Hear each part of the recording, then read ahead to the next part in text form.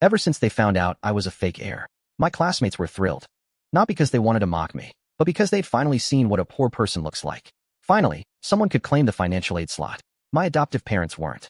The harsh, bitter types from the novels, who'd kick me out on the spot.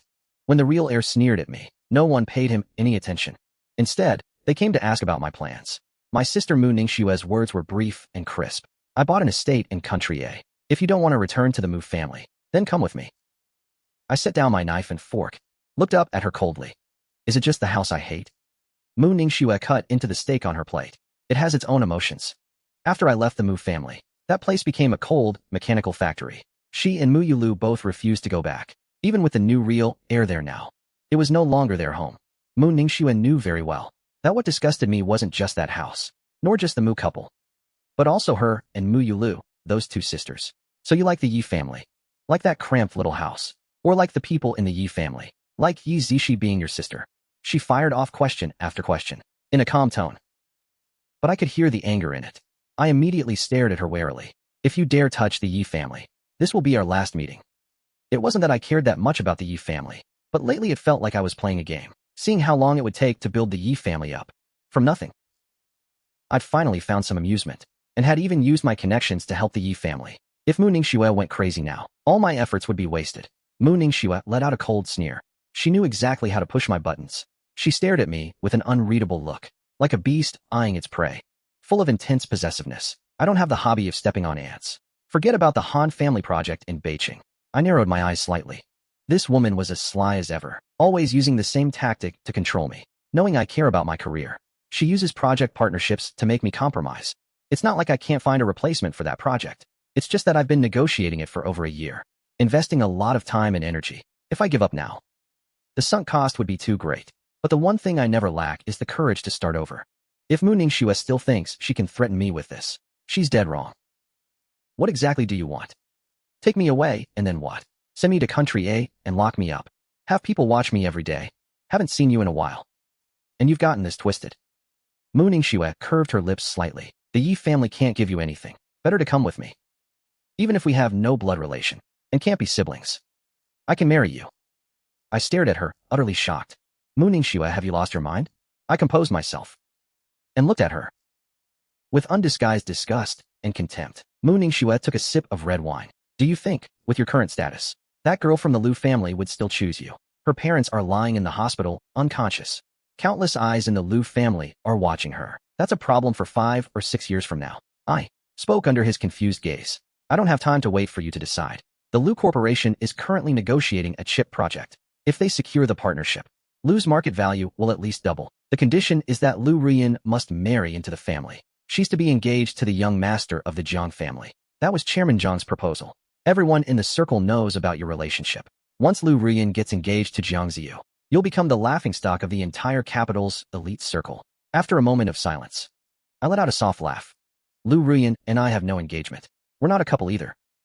Even if she gets engaged to Jiang Ziyu, she's still my childhood friend and my business partner. It's not like I've been abandoned. What's there to laugh about? Mu Ningxue didn't seem surprised. She didn't say anything more. Set down her glass and stood up. I'm going to the restroom. Take your time eating. I gave a faint hum of acknowledgement and continued eating at a leisurely pace. Not long after, a waiter brought over 3 desserts and bowed respectfully to me. Sir, President Mu ordered these new desserts to be developed. This is a freshly made cake. Please try it and see if it suits your taste. I picked up a small fork and took a bite. Only the Black Forest cake got a second bite. The durian pancake was too rich, and the matcha truffle was too sweet. The Black Forest was passable, though the cake base was slightly overbaked. I pointed at the Black Forest with my fork. Take the others away. The waiter gave a slight bow and removed the other 2. I poked at the cake on my plate and couldn't help but let out a snicker. Mu Ningxue really did pay close attention to my diet. The Mu family's chefs changed batch after batch. Deleted. Just because I liked the mousse from this shop. She went and bought the entire place, and afraid I'd get tired of that flavor sooner or later. She made sure the kitchen developed new products. She really is thoughtful.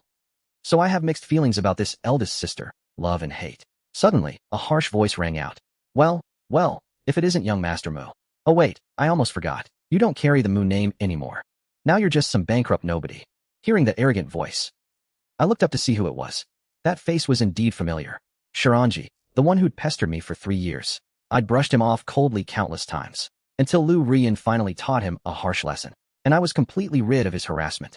In elite circles, how much sincerity is there really? When Shiranji first pursued me, it was because he wanted the Mu family's power and status. Besides, I really am quite good-looking. From any angle.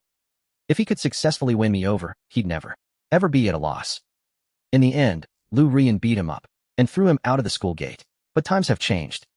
I no longer have the title of young Master Mu, and I've completely lost the Mu family's protection. The Lu family naturally wouldn't let me in the door, so Shiranji had his arrogance back. Out of the corner of my eye, I saw Mu Ningxue returning, so I ignored Shiranji across from me and kept eating my cake. Shiranji glanced at the red wine on the table and the half-eaten steak and said with a lazy smile, "Don't be so shy. Which rich sugar mama did you latch onto? You'd be better off with me. Being with me is out of the question, but you do have some looks. You could barely pass as a kept man." The moment those words left his mouth, a loud bang echoed. Mu Ningxue slammed his head onto the table. Shiranji winced in pain, his teeth bared. He struggled to lift his head, but the force pressing down on the back of his skull kept his forehead glued to the table. He strained against it. Then his eyes suddenly caught sight of those high heels, and his pupils began to tremble violently. The next second, a cold, hard voice rang out. "What stray dog is this? Pretty bold. Daring to sit in my seat and flirt with my person."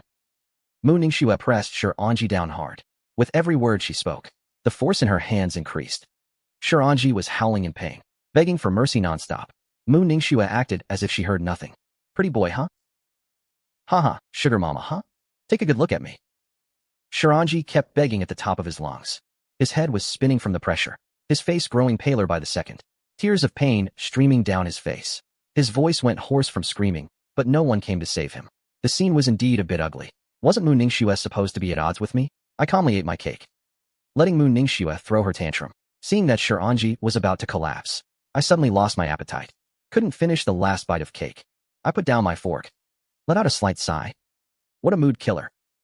I picked up my napkin, elegantly wiped my mouth, seeing that Mu Ningxue still had no intention of stopping. "Mu Ningxue, that's enough. I don't want to be a witness and get taken to the police station for questioning. That would be such bad luck."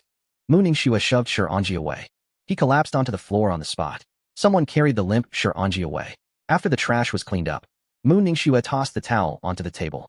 Her gaze shifted to my leftover Black Forest cake. "Let's go somewhere else. I'll take you to get something else to eat." "No need, I've lost my appetite." Mu Ningxue didn't say anything more. She drove me back. The Mercedes came to a smooth stop at the entrance of the neighborhood. Both of us in the back seat immediately spotted the girl standing under the dim yellow streetlight. Mu Ningxue pursed her lips, deep in thought. She turned her head to glance at me. "Did you ask her to come pick you up?" I gently shook my head. I have no idea why Ye Zishi is here either. Standing at the neighborhood entrance late at night. Looks like she's been waiting for quite a while. The two of us got out of the car one after another. Ye Zishi greeted us with a gentle smile, naturally taking my backpack from me. "Sis, what are you doing here so late?" Ye Zishi ruffled my hair. "I came down to take out the trash. Figured you'd be back around this time, so I waited here a bit." The neighborhood security isn't great, even inside the compound. There are occasional robberies at night. Ye Zishi was worried about her little brother's safety, but afraid calling would disturb my business. So she simply stood at the entrance and waited. I was momentarily stunned, only then realizing it was past 10 p.m. I hadn't even sent a single message to let them know I was safe. Ye Zishi was so worried about me. She stood here waiting for so long, yet couldn't bear to scold me. Still gentle and doting in her manner. It made my heart ache a little. A strange feeling. One I couldn't quite put into words. "Miss Mu, thank you for bringing Ye Chen home." Her expression remained gentle, always with that calm, aloof demeanor, seemingly bearing no hostility toward anyone. Mu Ningxue's eyes darkened slightly, seeing me with my head lowered, silent. She could guess what I was thinking. She looked up at Ye Zishi. "He's my brother." Her voice was calm, but her eyes were clearly challenging. Ye Zishi's expression didn't change. She responded lightly. "Having so many people care about Ye Chen makes me happy too." Mu Ningxue's eyes flickered. She didn't speak again. Turned and got straight into the car. This time, it seemed she had lost. I found Mu Ningxue's attitude very strange. After watching the Mercedes drive off into the distance, I stopped dwelling on it. Linked arms with Ye Zishi and headed home. I spoke up, feeling a bit guilty. "Sis, from now on, if I'm going to be late, I'll call and let you know. And I'll send a message before I head home, so you don't have to wait at the door. There are so many mosquitoes in summer nights. Look at your arms, all bitten up." I looked at the 5 or 6 red swollen mosquito bites on Ye Zishi's forearm, and felt a pang of guilt. Ye Zishi didn't blame me at all. She was even genuinely happy, because her little brother cared about her, and was willing to proactively check in from now on. I was slowly accepting her as my sister, and slowly integrating into this family. When we got home, little Ye Jiai was already asleep. Father Yi and Mother Yi were still sitting in the living room waiting, talking about that Mercedes from today. Mother Yi lowered her eyes looking red. Unable to hide her disappointment, she spoke. That car was parked at our door the day before yesterday, and today they came to pick up Xiao Chen again. I'm sure that's really Miss Mu from the Mu family. She seems to care about Xiao Chen quite a bit. Zishi waited downstairs for so long. Do you think Xiao Chen might not come back? He won't. Father Yi held his wife's hand to comfort her, but his expression also betrayed a hint of unease. We should trust Xiao Chen. Mother Yi let out a melancholy sigh. It's not that I don't trust Xiao Chen. It's just that our circumstances are too far behind the Mu families. If the Mu family really cares about Xiao Chen and wants to take him back, we have no right to refuse. Let him live a better life. Everyone knows the current state of the Yi family. The day Xiao Chen arrived, he was wearing expensive clothes. Their financial situation was too poor. Being able to afford clothes worth a few hundred was already a stretch. If Xiao Chen really wants to go back to the Mu family and live a life of wealth, it would be perfectly understandable. How could they have the face to object and force him to stay here and suffer with them? If the Yi family could return to prominence, he certainly wouldn't want his own son to be an adopted child in someone else's home. Outside the door, I heard every word. For me, staying with the Yi family is just a game. But for the Yi family, it's like finding a priceless treasure again. They found their true family. I gently pushed the door open and went in. The conversation came to an abrupt halt. Mother Yi and Father Yi both looked up at the same time, joy of having something lost and found in their eyes. Mother Yi discreetly wiped the tears from the corners of her eyes, her worry turning into a smile. She eagerly got up and came over to greet me. Xiao Chen, you're back. Did you eat enough tonight? Mom will make you a midnight snack. I obediently nodded. Sure, no restaurant food is as good as Mom's cooking. I'm craving some egg noodles. Mother Ye's joy was written all over her face. She hurried into the kitchen. I changed into clean slippers. Ye Zishi locked the door. The siblings walked over and sat down on the sofa. Father Yi kept drinking water to hide his relief, seeing how his palms were clearly sweating from nervousness, yet he was still pretending to be calm. I laughed inwardly and spoke up. Dad, can I talk to you about something? Father Ye's hand suddenly trembled, splashing a little water from his cup. He quickly put down the cup and patted the water off his pants, his heart starting to panic again. Clattering sounds also came from the kitchen. Could it be that Xiao Chun has already been persuaded and came back this time specifically to say goodbye to them?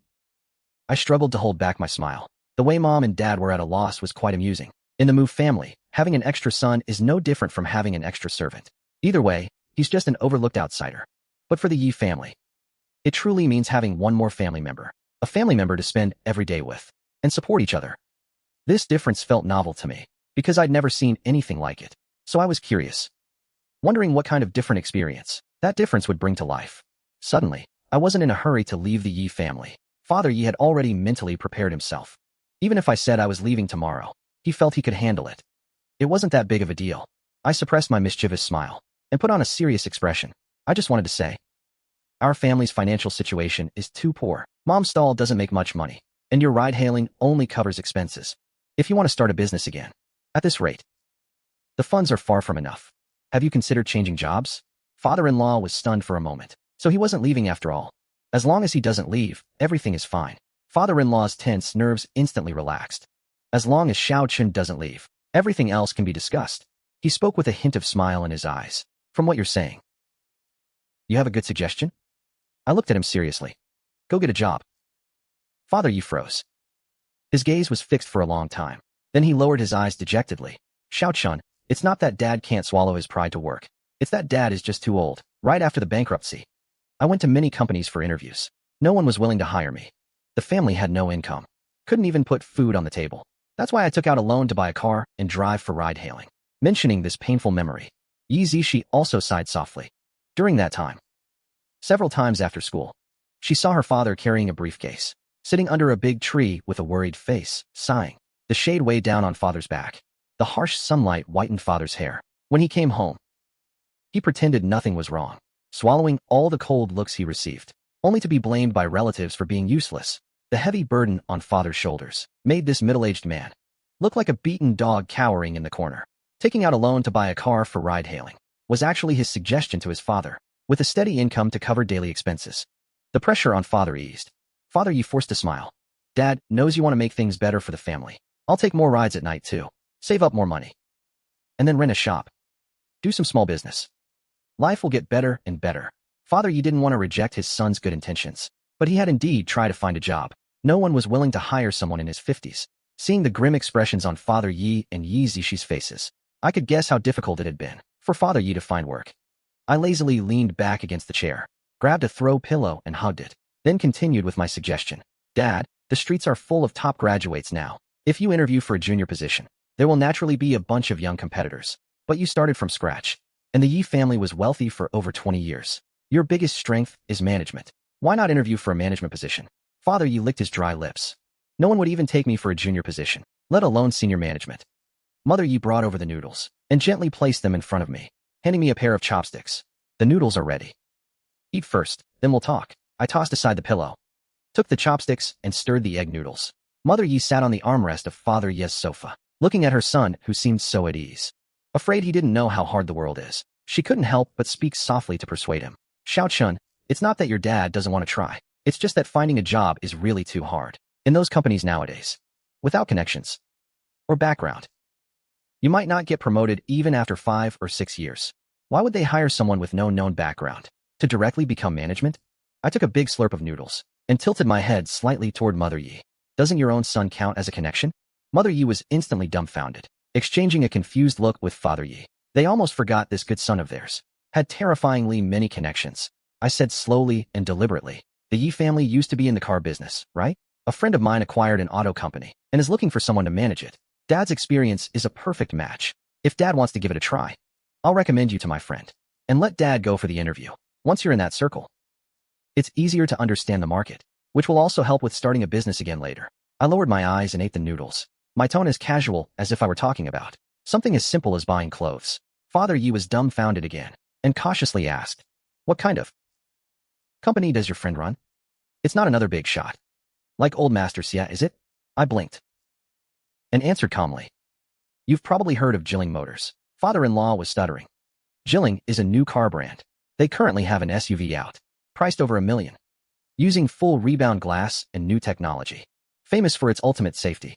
It belongs to the Liu Automotive Group, which is a well-known major enterprise in the country. Their brands rank in the domestic top 10 in sales, and their business has long expanded overseas, especially on the streets of country A. Liu cars are everywhere. Xiao Chen actually has connections with Liu too. I bit off a piece of noodle and said, it's not like I know people at Liu directly. My friend is in charge of producing parts for the Jilin brand, with more processes. Naturally, there are more factories. He recently acquired a factory for painting and parts installation. After hearing my explanation, Father Ye's eyes were still wide open. Now the factories all use robotic arms. It's really advanced. She had never seen such high-end technology. If there was a chance to see it and understand the current car market, that would naturally be the best. She really wanted to go, but was afraid her son would owe a favor that's hard to repay. I gently put down my chopsticks, turned and exchanged a look with Ye Zishi. What's a little trouble between family, right sis? Ye Zishi smiled knowingly. She was the one who told her brother not to worry about it. Her brother was starting to accept them. I said frankly, Dad, I can only recommend you for the interview. Whether you get it depends on how you do. We're all business people. If your qualifications aren't up to par, I don't have the power to force someone into managing such a big factory. Father Ye said with firm eyes. Of course. Dad is still quite confident. I washed the dishes and chopsticks clean and let them dry, then went to the bathroom to shower.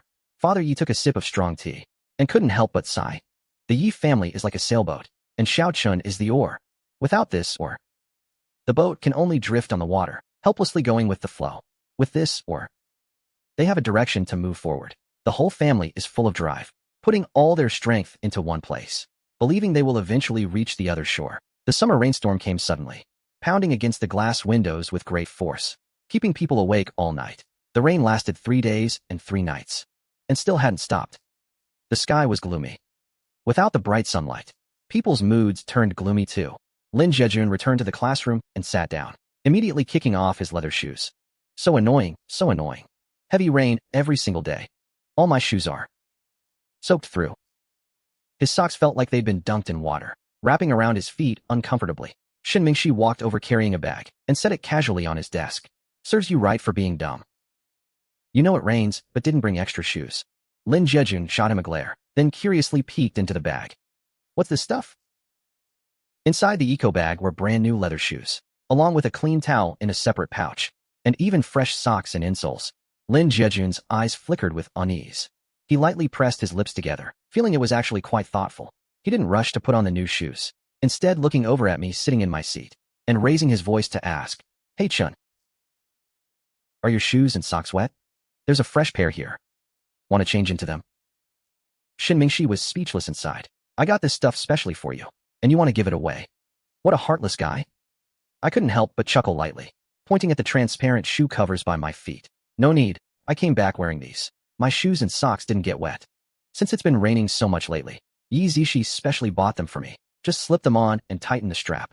Prettier than rain boots and more convenient too." Lin Jejun teased. "Must be nice having a sister. You'd never have worn those before. Thought they'd ruin your image." I shrugged nonchalantly. "Still better than you with your soaked shoes and socks." Lin Jejun's lips curved downward, pursing them in silent annoyance.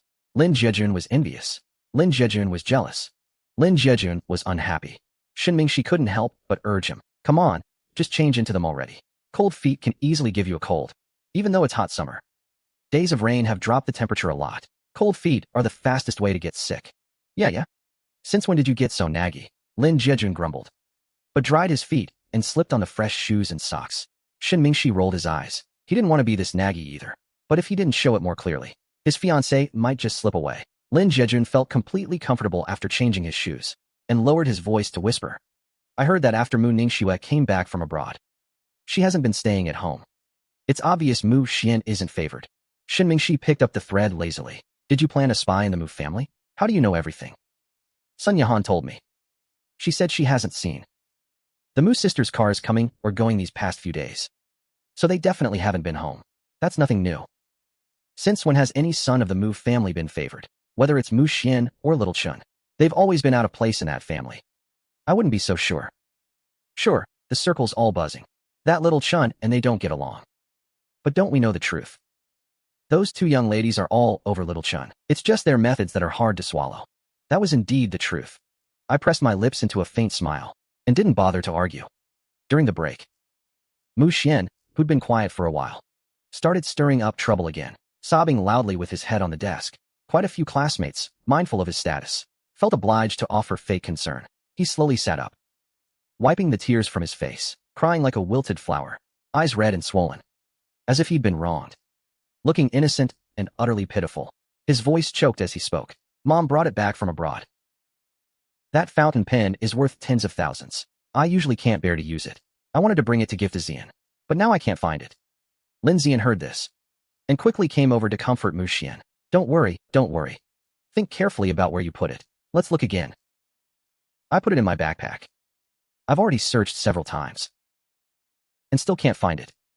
Mu Xian kept sobbing, looking absolutely miserable. Lin Jejun, legs crossed, couldn't help but roll his eyes hard. Whose drawer will that pen turn up in this time? He guessed it would be mine. I thought so too. To test my theory, I moved the books from my drawer onto the desk. Sure enough, there was a box in the very back that didn't belong to me. I reached in and opened it, and there it was, an expensive fountain pen. "Take a break, will you? Is this what you're looking for?" The moment those words left my mouth, everyone turned to look at me. Mu Xian stared at the box in my hand, looking genuinely shocked. He hurried over, opened the box and took a look. "That's the pen. Why is it here?" I let out a cold laugh, and looked at him meaningfully. "Why is it in my drawer? Don't you know better than I do? These little framing tricks, I've played them countless times with Mu Yulu. I don't even bat an eye." I couldn't be bothered to keep playing along with Mu Xian. Mu Xian's pupils dilated, as if he'd been misunderstood, and was desperate to clear his name. "What do you mean by that? I was going to give that pen to Xian. How could it end up in your drawer?" Ha. "I never suspected you of stealing it. Yet you're rushing to pin the blame on me. I know you have a grudge against me, but you can't frame me like this." His words turned me into a guilty man trying to deflect blame, desperately covering my tracks by turning it around on him. Quick thinker, I'll give him that. He can actually keep this act going. "Little Chun, if you want one, I can ask Mom to buy you another. No need to make such a scene." Mu Xian looked genuinely angry, the picture of a magnanimous victim. "This pen retails for 27,000, but it's always been hard to get. Only 500 were ever made." I unzipped my backpack and pulled out my pencil case, opened it, and dumped it on the desk. 4 or 5 identical pens tumbled out. Seeing Mu Xian's face darken further, I curled my lips slightly and asked in a light, airy tone, "Don't you do your homework before pulling a stunt? Go check the shareholder list. My name's pretty high up." It's actually quite noticeable. This was a failed investment project of mine. The 500 pens were priced too high, so sales were terrible. But they do write quite well. So I grabbed a few for personal use. Who knew there'd be a whole show about it? His scheme exposed on the spot. Mu Xian could only steel himself and say, "I misunderstood you." Maybe someone played a prank and put the pen in your drawer. Who'd be that bored to use your pen to frame little Chun? This time Mu Xian was truly panicking. Only then did he notice the people around him. Ever since I pulled out that pen, he's been completely ostracized in class. Mu Xian stood frozen in place, not knowing what expression to make. Nervousness was written all over his face. His complexion eventually turned from green to pale, and his eyes rolled back as he fainted. Lin Xian's acting was much better. At the last second, he didn't forget to show his loyalty. He swiftly caught Mu Xian. After confirming the other had truly passed out, he hid the worry in his eyes and glanced at the fountain pen on the table, letting out a disdainful snort. Thought it was something special. Turns out it's just worthless junk nobody wanted. I thoughtfully toyed with the pen and spoke after a long pause. He did remind me of this money-losing project. Everyone, submit a proposal this month. If we've sunk money into it, we need to make it back. With Brother Chen leading, we're sure to earn it back. It works well enough. But the price is too high. Probably hard to make it take off. Lower the price then. Earning less beats earning nothing. How much lower can we go? We bought out an entire factory back then. The tech patents cost a fortune. The cost is simply too high. Even with cuts, it's still a losing deal. Might as well let it rot in our hands. I listened quietly to everyone's discussion, and an idea gradually took shape in my mind. Losing money is out of the question. Scarcity drives value. When you negotiate, put this on the table. Praise it a couple times when signing contracts. Give away the remaining stock as gifts. I'm not just keeping the price. I'm raising it. Everyone looked at each other, then nodded in agreement. One after another. They trusted my ability to make money. Last year's project was led by me, and it's thriving now. Most of their private funds come from it. If I'm determined to revive the pen project, there's no way it'll lose money. A loud clap of thunder startled everyone out of their conversation. They all looked outside at once, at the gloomy sky. The rain seemed about to pick up from a drizzle. Lin Jiejun muttered softly, "What the hell? This rain hasn't stopped since it started. Where's all this water coming from?" Shen Mingxi narrowed his eyes. He had a nagging sense of foreboding. I smiled lightly, looking relaxed and at ease. I, on the other hand, feel something good is coming. By the weekend, the rain still hadn't let up, on and off. Sometimes it poured down in sheets. Sometimes it drizzled like silver needles. It just kept grating on everyone's nerves. At Lu Corporations, the argument in the meeting room even drowned out the rain outside the window. This was Lu Ruyan's third round of negotiations with the Jiang family over chip usage rights, facing the Jiang family's insistence on a marriage alliance. President Jiang. Business is about mutual benefit. How does marriage factor into this? Lu Ruyan could concede on profits, but when it came to marriage, she would not budge an inch. Jiang Mianxi smiled lightly. "Miss Lu, the chip technology is the Jiang family's core. A mere business tie isn't nearly enough. Two families becoming one. That's the greatest guarantee. This is my mother's wish. And mine as well. You keep refusing. Do you have some issue with my brother?" Lu Ruyan's face darkened like the sky outside. She had already voluntarily given up 2 points of profit. It was the Jiang family who wouldn't budge. They'd rather she take a loss on 2 points than drop the demand for her engagement to Jiang Ziyu. This deal had been negotiated 3 times, spanning over 2 full months, and she hadn't even met Jiang Ziyu once. Jiang Ziyu was probably just like I was back then, a rope used to bind 2 families' interests together. Jiang Mianxi's smile carried a hint of amusement. Being part of Beijing's elite circle, she naturally knew of my existence. Miss Lu still can't let go of her childhood sweetheart. He's no longer the young master of the Mu family. He's not your equal in status, and can't offer you any help, even if you're devoted to him. Would the Lu family relatives allow it? Would Lu Corporation's shareholders allow it? And would he be willing to bear the class divide and stand by you no matter what? Every word struck home, yet every word made sense. Lu Ruyan knew my feelings. But right now, I'm still in school. Supporting each other doesn't seem that hard. When we truly reach marriageable age, would I be willing to endure public scrutiny and choose her without hesitation? He never dared to gamble on the future, but he knew it was still too early now. Not the time to make such a decision. Even if they were truly meant to part ways, the choice should be in his hands, not decided unilaterally by her. So this unreasonable demand from the Jiang family, he would absolutely not accept. We're here to discuss a project. If you're unhappy with the cooperation, we can continue negotiating. But if you drag marriage into it, then we have nothing to talk about. Jiang Nianxi raised an eyebrow with interest and spoke with a light laugh. Lu Ruyan, you're ultimately too young, not mature enough to understand the stakes here. No need to rush your answer. Take your time to think it over. When you've come around, then we'll sign the contract. Just as the atmosphere reached a standoff, someone knocked and entered from outside. Xiao Nianxing strode quickly to her side and whispered into her ear, Miss Lu, the young master is here. Lu Ruyan's eyes lit up instantly. Her gloomy expression suddenly turned radiant. She smiled politely at Jiang Nianxi. President Jiang, there's no need to continue this negotiation. Also, I choose Xiao Chen. I don't care what his status is. All I care about is him. With that, Lu Ruyan looked like she'd won the battle, told Xiao Nianxing to show the guest out, and turned to leave the meeting room. The shift in attitude was so sudden that Jiang Nianxi didn't know how to react, and even found it quite bizarre. She turned to ask Xiao Nianxing, why suddenly call off the deal? Xiao Nianxing lowered her eyes and smiled, before answering respectfully. Compared to the Jiang family's chip technology, young master Xiao Chun is far more valuable. In the CEO's office, I was in simple casual wear, which accentuated my tall, lean frame. I sat quietly on the sofa, long legs casually crossed, holding a teacup in my hand, sipping black tea. Out of the corner of my eye, I noticed someone enter. I set down the teacup and stood up, a warm smile spreading across my face, and extended my hand toward her. Miss Lu, I'm here on behalf of Ruyan Tech to discuss cooperation. Lu Ruyan looked at me, so bright and cheerful, affection swirling endlessly in her eyes. Her gaze was practically dripping with longing. Even her voice turned syrupy sweet. You made it. I smiled and nodded.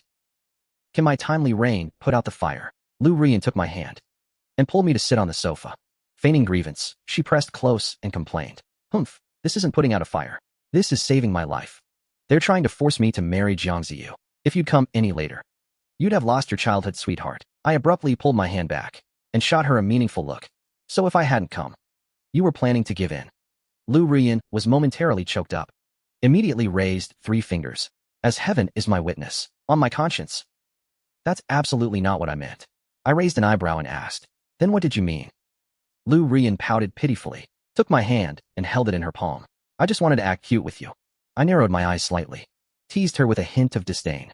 Lu Ruyan, you've been getting bolder lately. Lu Ruyan let out a soft chuckle, didn't bother to argue back. After all, her little Chun was about to graduate. Before switching our relationship, there had to be a transition period for me to adjust. Enough with the jokes. I'm here to talk business with you. I've even prepared the contract. After we finish, we can head to the hospital to visit your parents. Since Ruyan Tech was founded, it's been dedicated to chip development. Just an hour ago, the new chip trial succeeded. It's fully capable of replacing the Jiang family. I rushed over with the contract, just so he wouldn't be held hostage. When the topic turned to the partnership, both of us became serious and focused, one representing the Lu family, both refusing to yield an inch over small gains. After a full hour of heated negotiation, we finally settled on the terms, drew up a new contract and signed it. What do you want for lunch, young master? With work done. She returned to her usual self, affectionately ruffled my hair. I slapped her hand away firmly. I shot her a resentful glare, fixed my hair back into place, casually said what I wanted to eat. Don't mess up my hair. I'm craving beef brisket noodles. Lu Ruyan laughed softly. Come on, let's go get you some beef brisket noodles. The two of us took the elevator down. On the way, employees greeted me respectfully, calling me young Master Chun. I couldn't help but sigh wistfully. Lu Ruyan pinched my cheek, asked with concern, what's wrong? When will I finally be a CEO? Sure, I've invested in many companies, and people flatter me by calling me CEO Ye. But at the end of the day, I don't have a real title. Lu Ruyan, because of what happened with her family, was forced into the CEO position. I'm not envious. I just think, only when I make a name for myself as CEO Ye will I have the right to stand proudly before Mu Ningxue, instead of being treated like a plaything who can be bought with small favors. Lu Ruyan chuckled softly. My aspirations were still down to earth. My mind was only on making money and building my career. The more Mu Ningxue tried to suppress me, the harder I pushed to climb, learning, investing, building connections, facing failures but growing stronger each time. This was the version of me he liked, no matter what I was called. I was still the boy he wanted. The growing rain didn't dampen my mood. After getting into the passenger seat, I looked at her with suspicion and fear. Can you actually drive? You're not going to fling me out mid-drive, are you? Lu Ruyan couldn't help but laugh. Whether I can or not, you'll find out soon enough. I gave her a speechless glare. That sounded very ambiguous. I'm still an innocent young man, you know. Don't worry, I've been driving for over a year now. Ruyan leaned over and buckled my seatbelt for me. Joked. I'm definitely worse than Muyulu though. He could drive straight into a banquet hall. I don't have that kind of nerve. I couldn't help but laugh. Someone as crazy as him is hard to find. Come to think of it. He hasn't contacted me since that night. He went to Rongqing for a race. Apparently, he won an award abroad last year. He has quite a few fans in the racing circle. This time he was invited to make an appearance. Muyulu has always been rebellious. Never wanted to follow the rules and study finance. Whatever his family told him to do, he did the opposite. The Mu family cared deeply about their reputation, but he went against everything and took up racing. The moment he got his license as an adult, he bought a supercar, drove 150 miles per hour through the city center. His tickets were thicker than a dictionary. After being scolded a dozen times, he moved to mountain racing, street racing with a bunch of rich brats. His wild reputation spread far and wide. In Beijing's elite circle, no one had a good word for him. He was used as a cautionary tale. I had the misfortune of being dragged into his racing, forced into the passenger seat. Mountain curves are dangerous enough, and he drove like a maniac. That time we nearly flew off the cliff. I survived the race, but I was so shaken I couldn't get in a car for a month. I always thought he was crazy.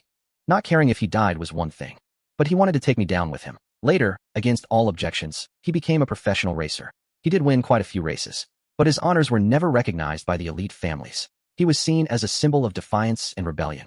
He was like a gambler with nothing to lose, using his life to fight against the Mu family's plans.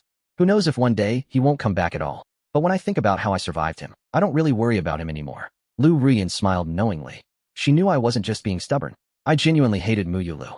If not for heaven's mercy, I'd have died at his hands long ago, never falling behind, even with a busy work schedule. Only then could he ensure every subject in the shortest time. Exams wouldn't suffer because of work. The car wasn't fast at all. Smoothly drove to the noodle shop near the elementary school. The shop was called Myoji. I really loved their beef brisket noodles. Back then, after school, I never wanted to go home. Didn't want to face those two troublesome sisters. I'd always fill my stomach here before leaving. After graduating from elementary school, I'd occasionally crave that taste and drag Ruyan here with me. As soon as we walked in, Ruyan ordered like a regular. Uncle Nyo, 2 bowls of beef brisket noodles. Uncle Nyo smiled and replied, coming right up. He put the noodles in the pot and chuckled. Haven't seen you two in a while. Where are you studying now? Still in the city. Next year, who knows? I smiled brightly. Without a trace of airs. The noodles were quickly cooked, topped with beef brisket and ready to serve. Uncle Nyo walked over with 2 bowls, placed the one without scallions in front of me. Here you go, no scallions. You still remember that? I stirred the noodles in my bowl, letting the brisket sauce melt into the hot broth. Uncle Nyo chuckled a few times. How could I forget? One time you forgot to say no scallions, and this girl picked them out one by one for you. A girl that thoughtful is rare. That left an impression on me. I pressed my lips together and said nothing. The tips of my ears suddenly flushed red. I'd just taken one bite of noodles when my phone suddenly rang. The atmosphere at the Ye household wasn't great. I'd left early in the morning for business. The moment I stepped out the door, an uninvited guest arrived right after, looking at the tall, coldly beautiful woman before her. Mother Ye stood frozen for a long moment. Beyond surprise, there was mostly fear. The woman wore an exquisite formal suit, her expression icy, devoid of any emotion. Her deep eyes radiated danger. Just standing there, she exuded immense pressure. Father Yi and Yi Zishi, who were having breakfast, were also stunned the moment they saw her. Mu Ningxue coming over this early, and deliberately choosing a time when I was. The timing of his departure surely meant no good intentions. Are you looking for Ye Chen? He just left. Mother Ye's voice was trembling as she spoke. The aura of the young woman before her was simply too intimidating. It made people dare not act rashly. Mu Ningxue spoke with an indifferent expression. I'm here for you all. Yi Zishi knew her mother couldn't handle this. She put down her chopsticks and glanced at her father, signaling him to take the dishes back to the kitchen first. She got up and walked toward the door, patting her mother's shoulder reassuringly. Mother Yi then turned and went to the kitchen to brew tea. Yi Zishi wore a gentle smile, meeting Mu Ningxue's gaze with neither arrogance nor subservience. Please, come in. Let's sit down and talk. Mu Ningxue stepped inside.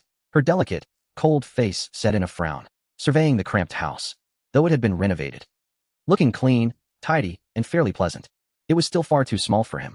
He felt deeply dissatisfied. It wasn't even as big as his walk-in closet at the Mu estate. No wonder Ye Chen had money in his account. It hadn't bought himself a few good outfits. There simply wasn't enough room to store them. And he wasn't even living alone, cramped in this small space with 5 other people. The air probably didn't even circulate well. Mu Ningxue sat down on the small sofa, her long legs making it look even more crowded. Mother Yi enthusiastically served the freshly brewed tea, but her smile was somewhat awkward. Mu Ningxue glanced at the glass cup, thinking the hygiene seemed clean enough. Clean, but the tea leaves were far too cheap, not even as good as what restaurants served. And it certainly wasn't brewed with spring water. He stared at the cup for a couple of seconds, but didn't touch it at all. Mother Yi immediately became even more uneasy. A young lady from a prestigious family was hard to please. Ye Zishi glanced at her parents, signaling them to sit down and rest. She would handle this alone. She turned to look at Mu Ningxue and asked very politely, "Miss Mu, showing up here at the crack of dawn. Surely this isn't just a social visit? You waited until Ye Chen left before coming. If you have something to say, just say it." Mu Ningxue shot Ye Zishi a sidelong glance. This girl was sharp and straightforward. Since the words were already out there, Mu Ningxue saw no point in beating around the bush with the Yi family. She stated plainly and concisely, "Name your price." "I'm taking Ye Chen with me." The moment those words left her mouth, everyone was stunned. "What do you mean?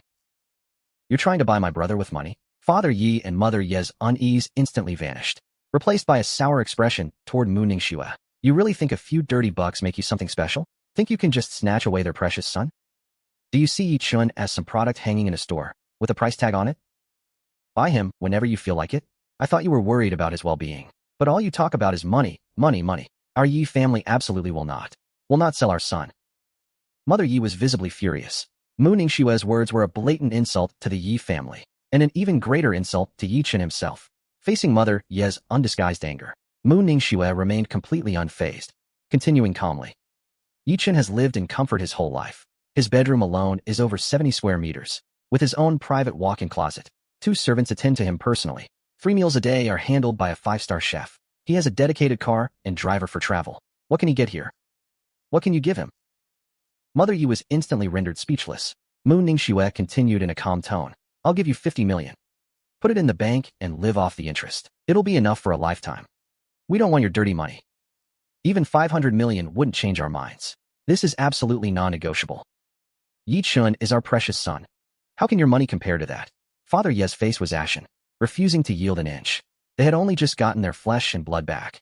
How could they let someone take him away so easily? If you truly cared about him, could you bear to see him suffer here? If you insist on keeping him here, it's only because you can't bear to part with the resources he brings. Introducing connections, meeting important people, paying out of his own pocket to renovate your house, and finding you all kinds of jobs. What he's already given you. It's more than enough. One shouldn't be too greedy. I'll give you 50 million. To buy out your worthless family bond. Mu Ningxue had always been sharp-tongued, showing no mercy whatsoever. Father Yi was so furious he slammed the table and stood up. "I don't care who you are. This is my house. Get out right now. Dream on if you think you're taking Ye Chen." Mu Ningxue didn't bother arguing with Father Yi. She pulled a 50 million yuan check from her bag, placed it gracefully on the table, then stood up and left without another word. Father Yi was so angry steam might as well have been rising from his head. He grabbed the check and tore it to shreds, hurling it at Mu Ningxue's retreating back. The ball of paper lightly hit Mu Ningxue's back. Her steps paused for a brief moment. Ungrateful wretches. Mother Yi gently patted her husband's back to soothe him, her gaze fixed on Mu Ningxue's receding figure, clearly feeling just as displeased inside. Ye Zishi stood still for a moment, thinking, then picked up the torn check from the floor and tossed it in the trash. Afterward, she quickly hurried out the door after her. Under the big tree outside the neighborhood, she called out to Mu Ningxue, who was striding away. "Miss Mu, I have something to say to you." Mu Ningxue slowly stopped and turned around, that same cold expression on her face the entire time. Watching the young woman jog over, she asked in a cold voice, "Is there something else?" Ye Zishi stood still, catching her breath, a proper smile back on her face, completely unlike the Yi couple's fury.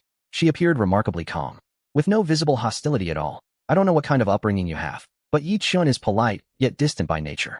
Whether he ultimately accepts us or not, we would never sell our son for gain. If he willingly agrees to go with you, then we naturally have nothing to say. Since you came today while he's not here, it's clear he wouldn't go with you willingly. There's no need to waste your effort trying to get to us." Mu Ningxue's expression remained unchanged. "Are you done?" Ye Zishi curved her lips slightly. "Finally, thank you for taking care of him for the past 17 years. And thank you for still caring whether he's happy. From now on, I'll take good care of my little brother." Mu Ningxue's pupils trembled almost imperceptibly. Her voice was soft and light as she replied, "You'd better keep that promise." She turned and walked away without looking back.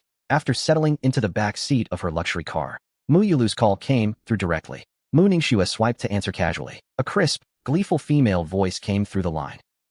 Let me guess, Miss Mu got shot down, didn't she? Couldn't take Ye Chen away at all? Hey wait, what's the rush? Ah, Mu Ningxue. Sure, we don't get along. But when it comes to taking Ye Chen away, we're on the same side. Mu Ningxue was thoroughly annoyed, and hung up immediately. Mu Yulu was stunned for a moment on the other end, frowning. Then angrily threw her phone onto the sofa. That annoying Mu Ningxue. I was just slurping my noodles when I answered an unknown call. Hello? Mu Yulu's angry voice immediately burst through the receiver. That brat is infuriating me. Mu Ningxue actually dared to hang up on me. I couldn't help but roll my eyes hard. Did you call just to complain? Mu Yulu was afraid I'd hang up on her too. He quickly spoke up, sounding anxious. Mu Ningxue just went to your house. I frowned the moment I heard that. Mu Ningxue went to find the Yi family. That definitely couldn't mean anything good. Who knows what kind of crazy stuff she'd say. How do you know about this? Ye Chen, did you get dumber? Me and Mu Ningxue alive like we're in a spy drama. She plants all kinds of informants around me. So I plant my own spies around her too. What's so hard to understand about that? I asked him in a low voice if he knew what she said. Who the hell knows what she said? Anyway, if she's showing up in person, it can't be good. Your spy network is pretty useless. You called just to give me bad news. You have no conscience at all, do you? I'm being honest here. Ah, the commoner game. How much longer are you planning to play it? If you don't want to go abroad with Mu Ningxue, then come with me. Whatever she can give you, I can give you too. In fact, I can give you way more than she can. I raised an eyebrow slightly at that, and said to him in a playful tone, she said she wants to marry me. Oh my god, is that woman out of her mind? Mu Yulu was so shocked, she jumped straight up from her chair. The toy she'd cared about most for over 20 years. Mu Ningxue actually wanted to hide it away and keep it for herself. Hey, I'm going back right now to settle this with her. The phone went dead with a click. I calmly put my phone back on the table. Let those two troublemakers tear each other apart. I'm perfectly happy to stay out of it. Lu Ruyan propped her chin on her hand, staring at me leisurely as she asked, Mu Ningxue wants to marry you? I didn't deny it. The Jiang family used a business deal to force you into an engagement with Jiang Ziyu. Mu Ningxue used that as a reason to make me give you up, to make me obediently go along with her. Now that I think back on it carefully, I seriously suspect she was the one behind putting that dirty trick into the Jiang family's head. Just thinking about it made Lu Ruyan laugh in disbelief. Mu Ningxue had spent too long in Beijing's elite circle. Her way of thinking had long been assimilated by her family. Everything she does is all about profit. Marriage, of course, can also be used as a bargaining chip, no matter what her true feelings towards me actually are. As long as she can keep me firmly by her side, that's all that matters. Even though we were siblings for 17 years. Even though she's a full 10 years older than me. The most ridiculous part is, Mu Ningxue really does care about me and worry about me. She's the type with a sharp tongue but a soft heart. Yet she has never once respected my wishes. She always forces me to do things in the name of it's for your own good, pushing me to do things I don't like. So I don't like Mu Ningxue one bit either. Hurry up and eat. It won't taste good once it gets cold. Lu Ruyan picked a few pieces of beef brisket from her own bowl and put them into my noodle bowl. She's always this thoughtful and considerate. That attentiveness always shows in the little details. It's what gradually made me open my heart to her. After the lunch ended very pleasantly, Lu Ruyan drove us onward again. The car drove smoothly all the way to the hospital. On the top floor of a private hospital in the capital, there were over a dozen wards, but only the one at the very end had a patient. The whole floor was so quiet you could hear a pin drop. Rarely did anyone ever walk through here. Lu Zhiheng and Mother Lu were lying in adjacent hospital beds. After entering, Lu Ruyan checked on her parents' condition one by one, and carefully asked the caregiver in charge about them. The caregiver just relayed the doctor's words verbatim. There was still no sign of any improvement. After hearing that, she could only sigh quietly. I stood silently to the side, not saying anything. Every time she comes to this place, the hospital, Lu Ruyan's mood becomes very heavy. A year ago, the Lu couple drove back from another province, just to celebrate Lu Ruyan finally coming of age. But at the intersection right after getting off the highway, they collided violently with an out-of-control truck. The car was sent flying by the immense impact, spinning in the air, before finally crashing into a thick tree trunk. The ambulance arrived in time and rushed them to emergency care. After the surgery, at least their vital signs were stabilized, but the doctor said it was still unknown when they would wake up. And so they lay there, eventually becoming full-on vegetables. Even after more than a year, there's still no sign of waking up. Lu Ruyan asked the caregiver to wait outside for a while. She wanted to spend some time alone with her parents, to quietly talk to them from the heart. The caregiver nodded, turned, and left the ward. Then, just like always, in a coma, they could only rely on 4 drips to stay alive. Their bodies definitely weren't getting enough nutrition, coupled with no exercise for a long time. Their muscles had long begun to atrophy and waste away. Mother Lu's face wasn't as smooth and elastic as before either. Watching all of this, I couldn't help but sigh inwardly. Auntie, please wake up soon. How can you bear to leave Ruyan all alone? To face those man-eating wolves and tigers in the business world? She's only just turned 19. She's at the age where she should be living freely and carefree. Yet she's been forced to shoulder such a huge corporation. So many pairs of eyes are watching her closely in the shadows. So many people wish they could trample her into the mud, trying to carve up the resources the Liu family has accumulated. Even the Zhang family dares to covet her marriage. They talk about a partnership, but use an engagement to force her into submission. If you don't wake up soon, how is she supposed to deal with those scheming old foxes? And how am I supposed to have the confidence to stand by her side? Ruyan, I think Annie's finger just moved. I immediately told her about it, whether or not I actually saw it right. For Ruyan, it's a glimmer of hope. Ruyan immediately threw down the towel she was wiping with, quickly pulled open the curtain, and rushed straight in.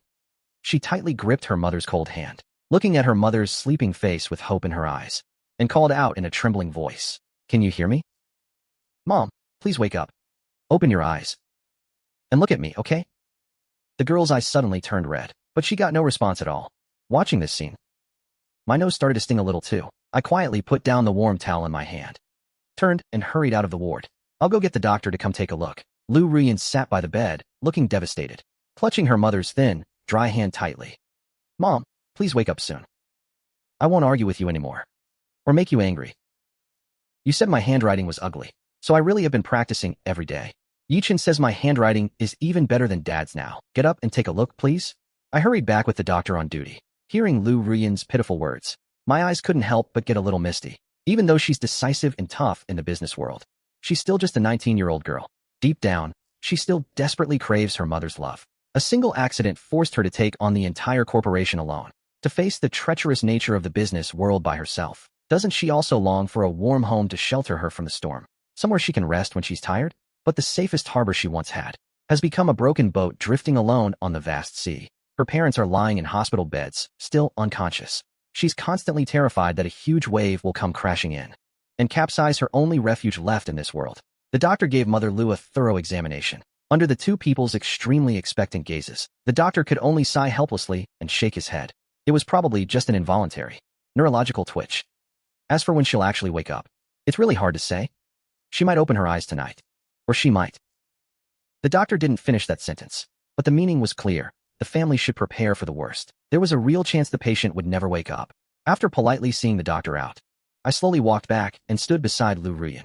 I let her lean her head against my chest wearily. I could feel Ruyan trembling all over. She was deeply afraid at this moment, afraid that her most beloved family member would leave her forever. I pressed my dry lips together tightly, knowing full well that anything I said now would sound hollow. I reached out and gently wrapped my arm around Ruyan's waist, patting her trembling back softly again and again, trying to give her a little bit of warmth, however insignificant. The shoulder of my shirt was soaked through with Ruyan's tears. I could feel my own heart aching along with hers. After a long moment, I suppressed my emotions and spoke in a hoarse voice. "Ruyan, how about we go and invite Master Gu to come take a look?" The arms wrapped around me gradually tightened, as if she wanted to embed me entirely into her body. Yet it let me truly feel the struggle in her heart. I continued speaking in a soft, gentle voice. "You don't need to worry about too many things. I'll find a way to invite Master Gu over." That evening, the Liu family's private driver came to pick us up. Ruyan rested her head on my lap and slept wearily the whole way. Meanwhile, I made over a dozen calls to Master Gu, but they all remained in an unreachable state. The car arrived smoothly at the Liu residence. I stayed quietly by Ruyan's side the entire time.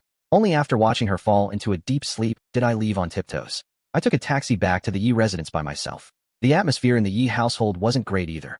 Ye Zishi had already returned from filming on set. Father Ye had been holed up in his room all day without stepping out, all because of Mu Ningxue's uninvited visit today.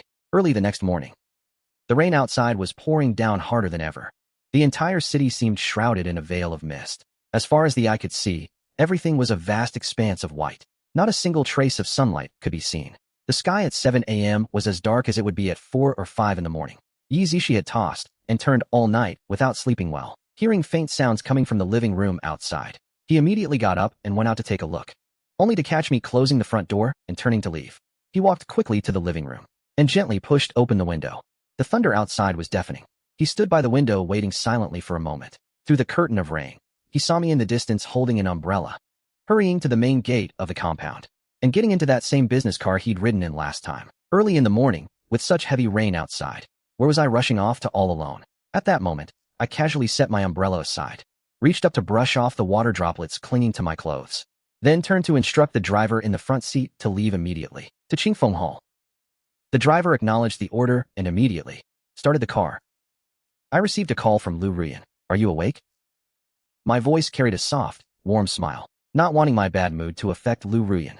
Ruyan hesitated on the other end of the line for a long moment, then spoke in a voice that sounded a bit muffled. I hope my parents can wake up soon, but I also don't want to put you in a difficult position. So for this trip you're making, if it really doesn't work out, then just forget it. Please don't push yourself too hard. I spoke in a relaxed tone to reassure her. Don't worry. After all, he is my master. Besides, even if he refuses to acknowledge me as his disciple, a physician has a compassionate heart. There's no reason he would refuse to save a life. Ruyan fell silent on the phone upon hearing this. She knew very well how strained and ugly my relationship with Master Gu had become back then. I had publicly announced the severing of our master-disciple relationship. I understand. Don't worry about the company matters. I'll handle everything properly. Stay safe on the road. If Master Gu won't see you, don't force yourself or humble yourself too much. I'll think of another way to ask him to come out of retirement. The call ended. I leaned back wearily against the leather seat, closed my eyes, and couldn't help but let out a deep sigh. The doctors said the Lu couple had become vegetative. When they might wake up was completely unknown. At first, I also thought things wouldn't get too bad. Maybe they'd sleep peacefully for a few months and then wake up. But over half a year had already passed, and their condition still showed no signs of improvement. Seeing Ruyan's worried expression day after day, having to put on a brave face to deal with the old foxes in business, I began trying to reach out to Master Gu on my own. Unfortunately, all my efforts had been in vain. No matter how many times I shamelessly showed up at his door, or how many sincere apology messages I sent him, Master Gu stubbornly refused to come out and see me. Yesterday, seeing the Lu couple's condition deteriorating, already showing signs they could pass away at any moment, the doctor's examination results also told the family to prepare for the worst-case scenario of losing them forever. How could I stand by and watch Ruyan lose the people closest to her without doing anything? The rain outside seemed to want to flood the entire city. Visibility on the road was extremely low. For safety's sake, the driver wasn't going very fast. It took nearly an hour and a half to reach the entrance of Qingfeng Hall. Seeing the driver in front preparing to accompany me out of the car, I spoke up. Just stay in the car and wait. I grabbed my umbrella, pushed open the door, and stepped out. The ferocious rain made my umbrella practically useless. My shoes were instantly soaked in the icy cold puddles. My trousers were soon wet halfway up. My clothes were mercilessly drenched by the rain blowing in. Perhaps because the weather was so bad today, not a single pedestrian could be seen on the wide street. The main gate of Qingfeng Hall was tightly shut, not receiving visitors. Looking at the red-painted wooden door before me, exuding an air of authority, I took a deep breath, trying hard to steady myself, and pounded hard on the heavy metal door knocker, shouting at the top of my lungs through the rain. Your disciple Ye Chen requests an audience with Master Gu. I hope Master Gu will be magnanimous and see his disciple. My voice was completely drowned out by the sound of the pouring rain. I didn't give up, continuing to pound hard on the door knocker. Your disciple Ye Chen requests an audience with Master Gu. I didn't know how long I stood in the rain shouting. The heavy wooden door creaked open a crack. A woman dressed in clean, plain clothes, her long hair tied up in a high ponytail. Her face looked cold and distant. Master Gu doesn't wish to see you. Please go back. Seeing her about to shut the door without any mercy, I forcefully pushed the door open and squeezed my way in sideways. Hey, you can't just barge in. Linya panicked, quickly closed the door and chased after me. Master Gu said, he won't see you. Besides Linya, there were also 3 or 4 other people in plain clothes, who ran out one after another to block my path. These were all apprentices taken in at Qingfeng Hall. I was firmly held back by them in front of the hall. They wouldn't let me set foot even half a step into the main house. It seemed Master Gu was truly determined not to see me this time. Raindrops pelted against the umbrella with crackling sounds. I looked at the people blocking my way, biting my lip hard. I put away my umbrella, bent my knees, and knelt directly on the bluestone steps. The pouring rain instantly soaked every inch of my clothing. My hair clung tightly to my pale cheeks. Mingled with the salty tears, I could no longer see clearly. I raised my voice and shouted toward the main house. Your disciple knows he was wrong. I begged Master to see his disciple. The apprentices looked at each other in bewilderment, exchanging glances, at a loss for what to do. Linya looked at the solitary figure kneeling in the rain, and felt a twinge of reluctance in her heart. She turned and hurried off to report to Master Gu. Hall Master, Ye Chen is kneeling in front of the hall. The rain is so heavy. What if he gets sick from being soaked? Maybe you should go see him. Gu Qingfeng was holding a brush, practicing calligraphy. His strokes were powerful. One could say they cut deep into the paper. His brushwork was sharp and fluid, revealing an unyielding spirit. Dipping the brush tip into the inkstone, he spoke casually. Slowly. Let him kneel. Does he think my Qingfeng Hall is a place he can come and go as he pleases? When his legs go numb and his knees start to ache, he'll naturally leave on his own. Linya pressed her lips together tightly, hesitated for a long moment, before carefully speaking up again. Hallmaster, I think Ye Chen really has something important to ask of you this time. Coming to you. It must be a matter of life and death. Please show some compassion and go see him. I get countless people coming to me for medical help every day. I only save those who are sincere. Someone like him, who curries favor with the powerful and abandons loyalty for profit, I won't help. The brush was set down heavily back onto the brush rest. Leftover ink even splattered onto the desk. Gu Qingfeng's eyes were filled with anger at this moment. He looked at the calligraphy he had just finished. New bamboo shoots rise above old branches, all supported by the old stems beneath. The anger in his heart dissipated by more than half, leaving only a deep resentment that was hard to let go. He rolled up the calligraphy scroll on the table. 2 words emerged from his hoarse voice. No meeting, no parting. His emotions churned with reluctance and desolation, and endless deep disappointment in his disciple. Linya understood exactly how the Hall Master felt. The one who tied the knot must untie it. No amount of talking from her would help. She could only respect the Hall Master's final decision. She withdrew and relayed the Hall Master's words. You should go. The Hall Master said he won't see you. Kneeling here won't do you any good. My whole body was soaked, water dripping down continuously. I was so cold my body trembled uncontrollably. My upper and lower teeth had long since started chattering, but I still knelt there rigidly with my back straight. No matter what mistreatment or cold looks I faced today, I had to find a way to see old Master Gu, to ask old Master Gu to come out and treat the Lu couple. Please relay to old Master Gu. If he's unwilling to see me, I will kneel here and never rise. Linya let out a heavy sigh and spoke. Why must you do this? Back then you left the Hall Master of Qingfeng Hall for wealth and power. No matter how many times he pleaded with you, you wouldn't turn back. You were the one who personally said the words to sever the master-disciple bond, deeply wounding the Hall Master's heart. Even if you kneel here until both your legs break, the Hall Master will never see you again. I pressed my lips together tightly, long drained of color. There was truly nothing I could say to refute her words. I admit that 5 years ago, I was indeed cold and heartless, severing the master-disciple relationship with old Master Gu face to face, and turning away from Qingfeng Hall without hesitation. No matter what the original reason was back then, there's no denying that I wronged old Master Gu, betraying all the care and effort he had invested. Wrong is wrong. There are no excuses. No matter how much I say, to old Master Gu it's all just justification. What matters most now is to sincerely apologize and genuinely seek old Master Gu's final forgiveness. I was so weak my breath was barely a whisper. Shouting one sentence required a long pause to gather strength before I could shout the next one. I know I was wrong. Please see me just once. By the window on the 2nd floor, Gu Qingfeng quietly opened a small crack, watching coldly as I stood in the rain like a leaf in the wind. His aged, cloudy eyes reddened slightly. That was the first disciple he had personally taken in. A child he had watched grow up bit by bit, now kneeling miserably before him in the pouring rain. How could his heart not ache? But I had been proud since childhood, cold-hearted as iron, never willing to bow my head to anyone, and never understanding what warmth or coldness in human relations truly meant. In every interaction, I was always measuring the other person's worth. In every action, I was always weighing how to choose, to maximize my own interests, never truly feeling the goodwill others offered, full of wariness, always on guard against others' malice. 5 years ago, Mu Ningxue personally came with people to take me, to bring me back, forbidding me from continuing to study traditional Chinese medicine. Gu Qingfeng understood very well. Born into the Mu family, I had many helpless constraints, but he had earnestly advised me back then, telling me not to yield to the Mu family's domineering arrangements. Yet I left with extreme heartlessness, without a trace of reluctance, declaring I would sever the master-disciple bond with him, returning to the wealthy family, chasing after power and status in the world of fame and fortune. A disciple he had cherished like his own grandson, saying such things, was like a sharp sword thrust straight into his heart. Perhaps it was a choice I made, after weighing the pros and cons. But in all the calculations and interests I considered, his genuine master-disciple affection for me was never included.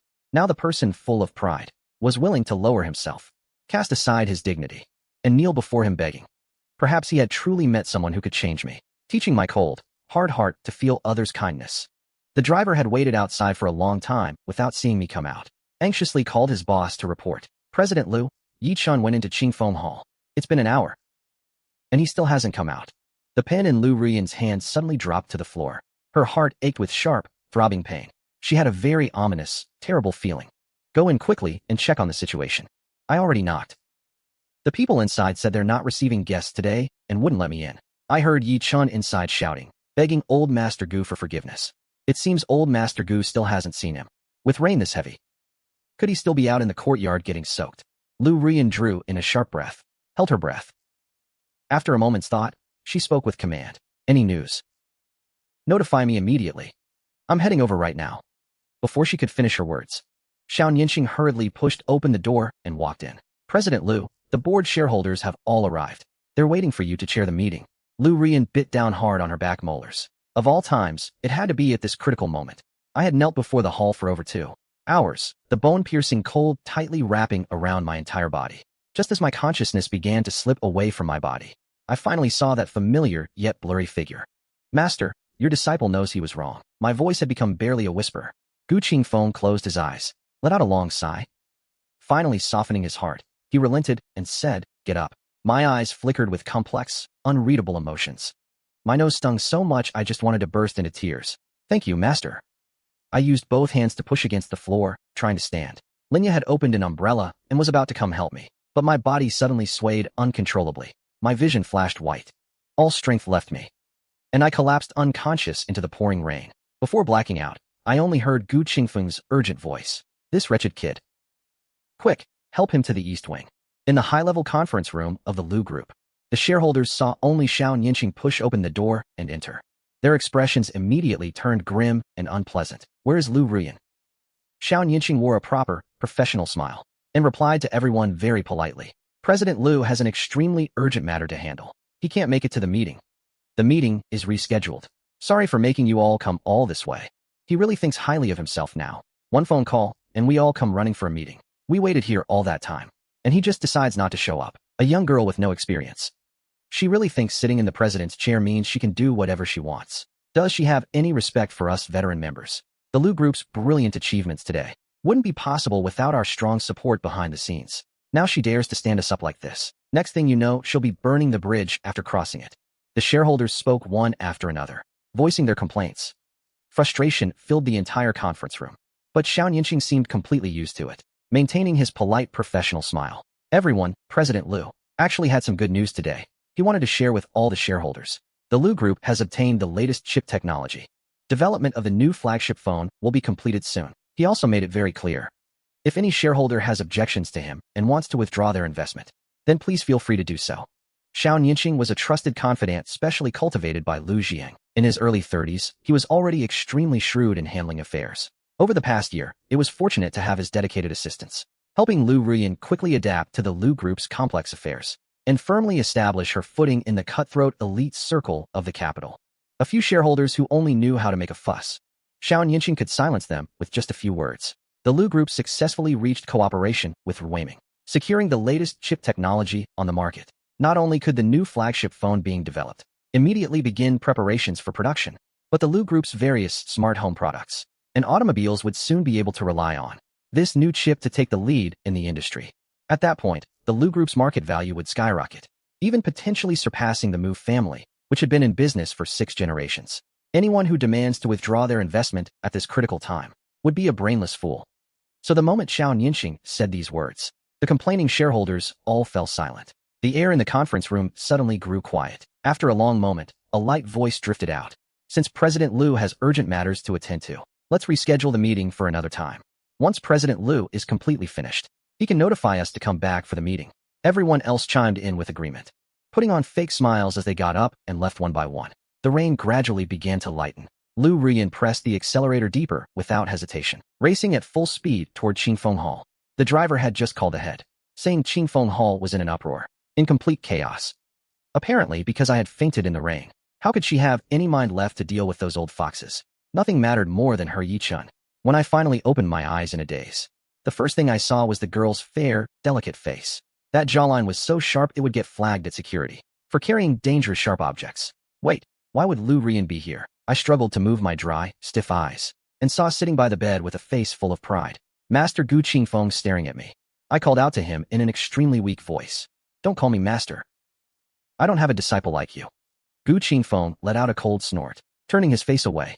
Clearly he deeply cared for this eldest disciple, yet he stubbornly kept up the act of being angry. I pressed my pale, bloodless lips together, and obediently lowered my eyes, changing my address to Hall Master. Gu Qingfeng thought, I told you not to call me master, and you really stopped. What an ungrateful little brat. Gu Qingfeng suddenly stood up, hands clasped behind his back as he strode quickly out. I'll go check if the medicine is done brewing. Drink it, and then leave this place immediately. Linya saw how the Hall Master's words didn't match his heart, and couldn't help hiding to the side, covering her mouth with a chuckle. Only after the Hall Master's figure completely disappeared beyond the door did she walk slowly to the table and pour a cup of warm water. Miss Lu has already told the Hall Master all the details about Mr. and Mrs. Lu's situation. Lu Ruyan's cool expression showed no obvious joy. Instead, her eyes were filled entirely with heartache for me. Had she known I would recklessly push my body like this, she would never have let me come no matter what. The Hall Master is just someone with a hard mouth and a soft heart. You're his most valued disciple. After kneeling in the freezing rain for over 2 hours, how could he bear to still blame you? Linya handed the cup to Lu Ruyan beside her. Lu Ruyan said in a low voice, thanks, then reached out to take it. Using the hand Lu Ruyan brought to my lips, I took small sips of the warm water, pressing it against my heart. The heavy stone weighing on my heart was completely washed away by that downpour. A barely contained joy tugged at my pale lips. Old Master Gu had finally nodded and agreed to come out of retirement. Uncle Lu and Aunt Lu now had a real hope of waking up. This way Lu Ruyan wouldn't lose her parents. About half an hour later, Linya went to retrieve my dried clothes and brought them back to me. I changed back into that well-tailored suit. Looking at the plain, simple clothes I had taken off, I knew I would never have the chance to wear such clothes again. For someone living in a world of interests and entanglements, every aspect of life, food, clothing, shelter, could be criticized at any moment. The peaceful, detached atmosphere of Qingfeng Hall, the simple way of living, truly wasn't suited for me. I have an unerasable ambition in my heart, a pursuit of power, wealth, and business standing, a craving for the highest honors and achievements. I want to keep climbing up the ladder and stand firmly at the very peak of the pyramid of power, rather than choosing to quietly disappear here, as an ordinary healer far from the world's conflicts. Thinking back carefully over everything, maybe Mu Ningxue forcing me away back then was the right call. Even though she used threats and coercion to completely sever my ties with Qingfeng Hall, at least I returned to the right path that belonged to me. Linya came in carrying the strong, dark herbal medicine, and couldn't help letting out a soft sigh. Drink the medicine and then be on your way. I've prepared 2 doses of the prescription for you. Already handed to Miss Lu. I asked with a face full of confusion. What about Master? He was willing to treat me. He should have gotten over his anger by now, right? Linya gently set the medicine on the table. The Hall Master said, those who walk different paths cannot make plans together. He forgives you, but considers it as never having taken you as a disciple. I lowered my eyes and fell into a silent contemplation. I understand. I tilted my head back and drank all the bitter medicine in the bowl. After sincerely expressing my gratitude, I left together with Lu Ruyan. Gu Qingfeng stood alone by the second-floor window, watching the car outside gradually drive away, recalling in his mind the words Lu Ruyan had spoken. 5 years ago, Mu Ningxue came in person to take me away, demanding I return to study business management with her, threatening that if I dared waste any more time here, she would make Qingfeng Hall disappear from the capital entirely. I knew very well how ruthless Mu Ningxue's methods could be, let alone making Qingfeng Hall disappear. She might even make Gu Qingfeng disappear along with it. So I gritted my teeth and chose to compromise, cruelly saying those heartless words, voluntarily severing the master-disciple relationship of many years, swearing never to set foot in Qingfeng Hall again. Lu Ruyan also told Gu Qingfeng in detail about all the hardships I had endured over the years. When your abilities are insufficient, you're controlled by others at every turn, having to match wits with those 2 troublesome sisters every day. After discovering he wasn't the Mu family's biological child, he worked even harder to earn capital. I was nowhere near as carefree as I appeared, easily getting everything I wanted. I carried immense pressure and grew up struggling. I was trapped inside a stone, yet still fought to break through. Gu Qingfeng was originally a Taoist priest from a mountain temple, who had taught himself exceptional traditional Chinese medicine. One time, a violent rainstorm hit, flooding the small village at the foot of the mountain. He resolutely came down the mountain to heal the sick and help the world, saving lives and treating the wounded. It was then that he met young Ye Chen, who had come to provide disaster relief. He felt this little boy had extraordinary talent, so he took the initiative to accept him as his last and only disciple. And because of that flood, his medical skills became famous far and wide. The people he had helped pooled their resources to build for him this peaceful, secluded Qingfeng Hall. As the saying goes, better the friend die than the monk himself. He lived freely and casually in Qingfeng Hall, Disliking the arrogant faces of the wealthy, he stubbornly refused to treat them, never caring whether he might offend those in power. But Ruyan's words finally made him understand. The circle I grew up in didn't allow me to have freedom. What he disliked most about me was my cold heart and cold feelings. Yet they were the very weapons I had relied on to survive for over a decade. Those who walk different paths indeed cannot make plans together. So let his little disciple walk back onto the path that suited him. Ye Chen, are you an idiot? In such heavy rain. You just knelt there for 2 hours. Ruyan frowned tightly, her beautiful brows furrowed, reaching out to feel the boy's burning forehead, then pulled me tightly into her soft embrace. You have a slight fever. Are you cold? I gently shook my head, nestling comfortably into Ruyan's arms, breathing in the faint lemon scent on her, a genuine smile coloring my pale lips. I already feel much better after taking the medicine. I've practiced judo for years after all. This little illness is nothing. Ruyan's brow still didn't relax. She tugged at the boy's cheek with a look of reproach, but didn't dare use too much force. Afraid she might actually hurt me. Didn't I tell you? Never to push yourself? The boy naturally wrapped his arms around her waist, his relaxed posture, showing just how deep his dependence and trust ran. Ruyan, I've never really felt the care of family. I don't want you to lose your parents' love either. Ruyan's gaze trembled violently. She had come to Qingfeng Hall before, begging Gu Qingfeng desperately. But Gu Qingfeng's prejudice against the wealthy and powerful ran too deep. Especially after learning that I was his rebellious disciple, he became even less willing to entertain any of her requests. He said coldly, since the person is lying in the hospital, just unconscious, there's no immediate danger to their life. A vegetative person is still alive. It's not like they're about to die any moment.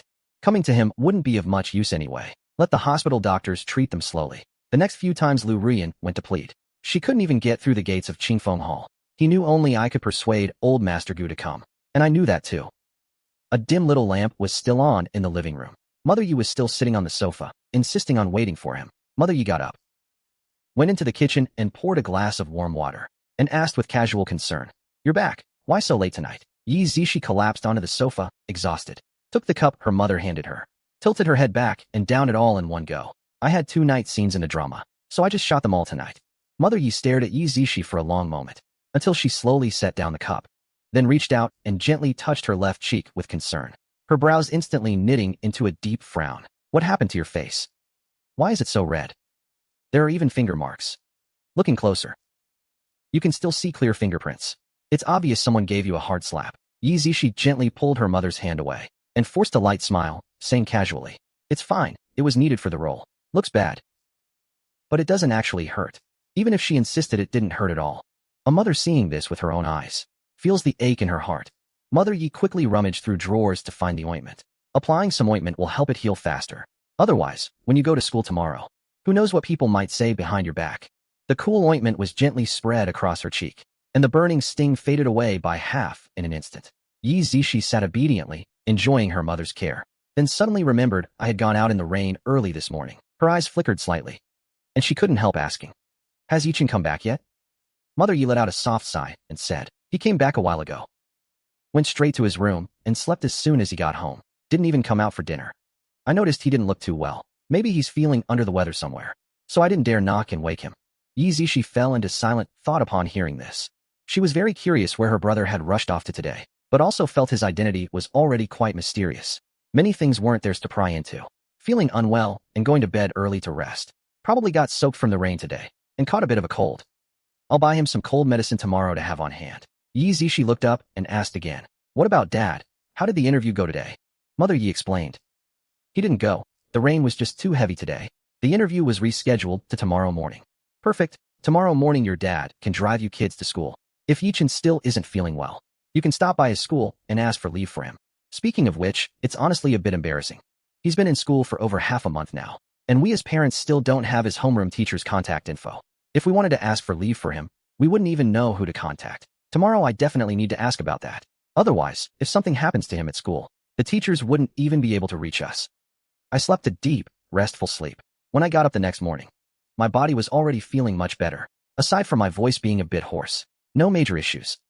No more feeling weak in the limbs either. I changed into my Shanghua uniform and headed to the bathroom to wash up. Just as I was brushing my teeth in front of the mirror, Ye Zishi walked in from outside. "Is your cold any better?"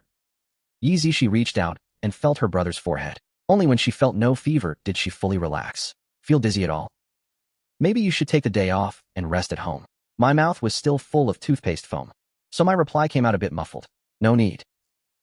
He did look pretty energetic. Those peach blossom eyes seemed to hold specks of starlight. The bright, sparkling look was indeed quite handsome. Ye Chen was finally completely reassured. She curved her thin lips into a warm smile. Glad you're not feeling unwell, Dad. Has a company interview today, so he'll drop us off at school on the way. After standing there hesitating for a long while, he still couldn't help asking one more question. Where did you rush off to so early yesterday? Just ran an errand for a friend.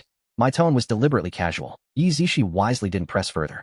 Breakfast was ham-fried rice that Mother Yi had made. She figured that even though she sold purple rice balls at her stall, she couldn't have the kids eating rice balls every day. They'd definitely get sick of it after a while. So she decided to go back to the usual routine, spending time each day making different breakfasts for the kids. The sun still wasn't shining brightly outside today, but at least the rain had completely stopped. This weekend I resolved Ruyan's forced marriage issue, eased the tense conflict between me and Gu Qingfeng, and even got Gu Qingfeng to treat the Lu couple's illness. I felt an indescribable sense of relief and ease. I even ate a few extra bites of the simple egg fried rice. After changing my shoes, I was ready to head out. Father Yi seemed to be in a great mood too. The rain stopped right when he was about to go for his interview. That's an excellent omen. Ye Chen was the first to dash to the shoe cabinet by the entrance, claiming the special little stool, quickly pulling socks and shoes onto her feet. But in her hurry, she couldn't get her shoelaces tied properly. Seeing her get up to run outside, Ye Chen hurried over and pressed her back onto the stool, then crouched down and patiently tied her little sister's shoelaces. Neither he nor Mu Ningxue are good people. Who wins and who loses is still up in the air. If I knew the insane thoughts running through Mu Yulu's head right now, I'd definitely slap her twice across the face. Every single one of them has lost their damn minds, treating my marriage like a game. But I had no idea those two sisters had already gone mad. Insane to such an absurd degree. I had only just received a report call from the informant I had planted, saying that Mu Yulu had barged straight into the CEO's office, without a word, and landed a heavy punch right on Mu Ningxue's face. Then the two of them started brawling with zero dignity, and now both were lying in the hospital. A fight would at most cause some scraped skin. How did it escalate to both ending up hospitalized? I frowned deeply. Suspicious. Wondering if my informant Xiao Li had been bought off in reverse, deliberately playing up their suffering in front of me. Xiao Li's expression was grim, the corner of his mouth twitching unnaturally. Young Master Yi, here's what actually happened. The story starts with Mu Yulu storming into the CEO's office, grabbing Mu Ningxue by the collar and swinging a punch at her right cheek. A heavy blow landing as she cursed. You insufferable woman. You actually dream of marrying Ye Chen. Keep dreaming your foolish daydreams. Even without a mirror, you should take a good look at yourself. Him taking a liking to a boring old woman like you. Now that would truly be a miracle. Mu Ningxue, caught off guard by the punch, licked the blood seeping from the corner of her mouth. The coppery sweet taste of blood seemed to trigger something inside her. Some violent instinct she had been deliberately suppressing. A fierce glint flashed through her eyes. Then she grabbed a glass ornament from the desk and hurled it at Mu Yulu. You've got nerve acting tough in front of me. But you still couldn't manage to take him away. Luckily Mu Yulu was quick to dodge, the ornament only hitting her shoulder in the end. If she'd been half a beat slower, there'd be a hole in her head right now. Talking like you're so capable yourself. Couldn't convince him. So you turn around and want to marry him, using such despicable, underhanded tricks. Do you even have any shame left? Whether I marry him or not is none of your business. Mu Yulu, stop. It's you who has other intentions toward him. Screw you. You think I'm as filthy as you? But if you're thinking of marrying him, let me tell you. Absolutely not happening. He'd marry me before he'd ever marry you. The two of them fought while arguing fiercely. One moment Mu Yulu had Mu Ningxue pinned to the floor. The next Mu Ningxue was on top of Mu Yulu. Everything in the office that could be smashed was smashed. Anything that could be grabbed became a weapon. A crowd of employees gathered outside watching, but no one dared to go in. With the two young ladies fighting, taking either side would be wrong. It wasn't until both of them lay on the ground unable to get up that someone finally mustered the courage to call an ambulance, sending the two brawlers to the hospital for emergency treatment. After the battle, the injuries were assessed. Mu Yulu's right arm was severely dislocated, and she had a gash on her forehead. Looks like it was done with an ashtray. Mu Ningxue's left leg was fractured, and there was a deep gash on her right cheekbone. No need to mention the other bruises and cuts from the scuffle. The two of them were in pretty much equally bad shape. After hearing the whole story of what happened, I sighed helplessly and rubbed my forehead. I almost forgot both of these women are insane. One has no regard for her own life. The other is just vicious. But when they fight, it's never just a few scrapes like normal people. The most absurd part is that these two, even while brawling, didn't forget to drag me into it. They were throwing punches and shouting at the top of their lungs, both arguing about marrying me. With all those employees watching the whole thing, who knows what kind of ridiculous rich family gossip those internet tabloids are going to cook up. After a long silence on the other end of the line, Shally felt a chill down his spine. He carefully probed, trying to gauge my attitude toward all this. Young Master Yi, aren't you going to come check on them? What's there to check on? Haven't they caused enough trouble already? I hung up without mercy. I calmed down and thought it over for a moment. I even suspected that this fight between Mu Ningxue and Mu Yulu in the office was aimed at me. The negative impact of two Miss Mu's nearly killing each other at the group. How big could that really be? Mu Ningxue must have known full well. Mu Yulu never thinks about consequences, but would Mu Ningxue really play the fool along with her? Yet the whole thing still spiraled out of control and successfully dragged me into the center of the storm. These two were clearly playing me together. The news spread even faster than I expected. Within just 2 or 3 hours, all 5 of the top trending topics were buzzing with this story. Everyone was hotly discussing it. Scandalous love among the elite families. Sisters come to blows over love. Fake heir becomes the real son-in-law. Just how charming is the Mu family's fake heir? All of this spread through Beijing's elite circle like wildfire, and was all over the city in no time. It all happened a little too smoothly, as if it were a move someone had planned all along. Ye Zishi picked up her tray, dropped it off at the return station, then found a corner, and called her little brother. He picked up almost instantly. Her brother seemed to be dealing with the situation too, his voice sounding a bit cold. Sis, is something up? Ye Zishi didn't mind his coldness. She spoke in a gentle tone. Ye Chen, I heard about the trending topics. Are you doing okay at school? My eyes flickered slightly. I was a little surprised. I didn't expect Ye Zishi to call me specifically, just to check on how I was doing. After a brief pause, I softened my tone and replied, I'm fine. This kind of baseless rumor. My classmates won't believe it. Don't worry too much about me. That's good. Ye Zishi was clearly relieved. Then she continued to remind me, if things get too intense at school, just take some leave. Come home and rest. Don't let yourself get bullied.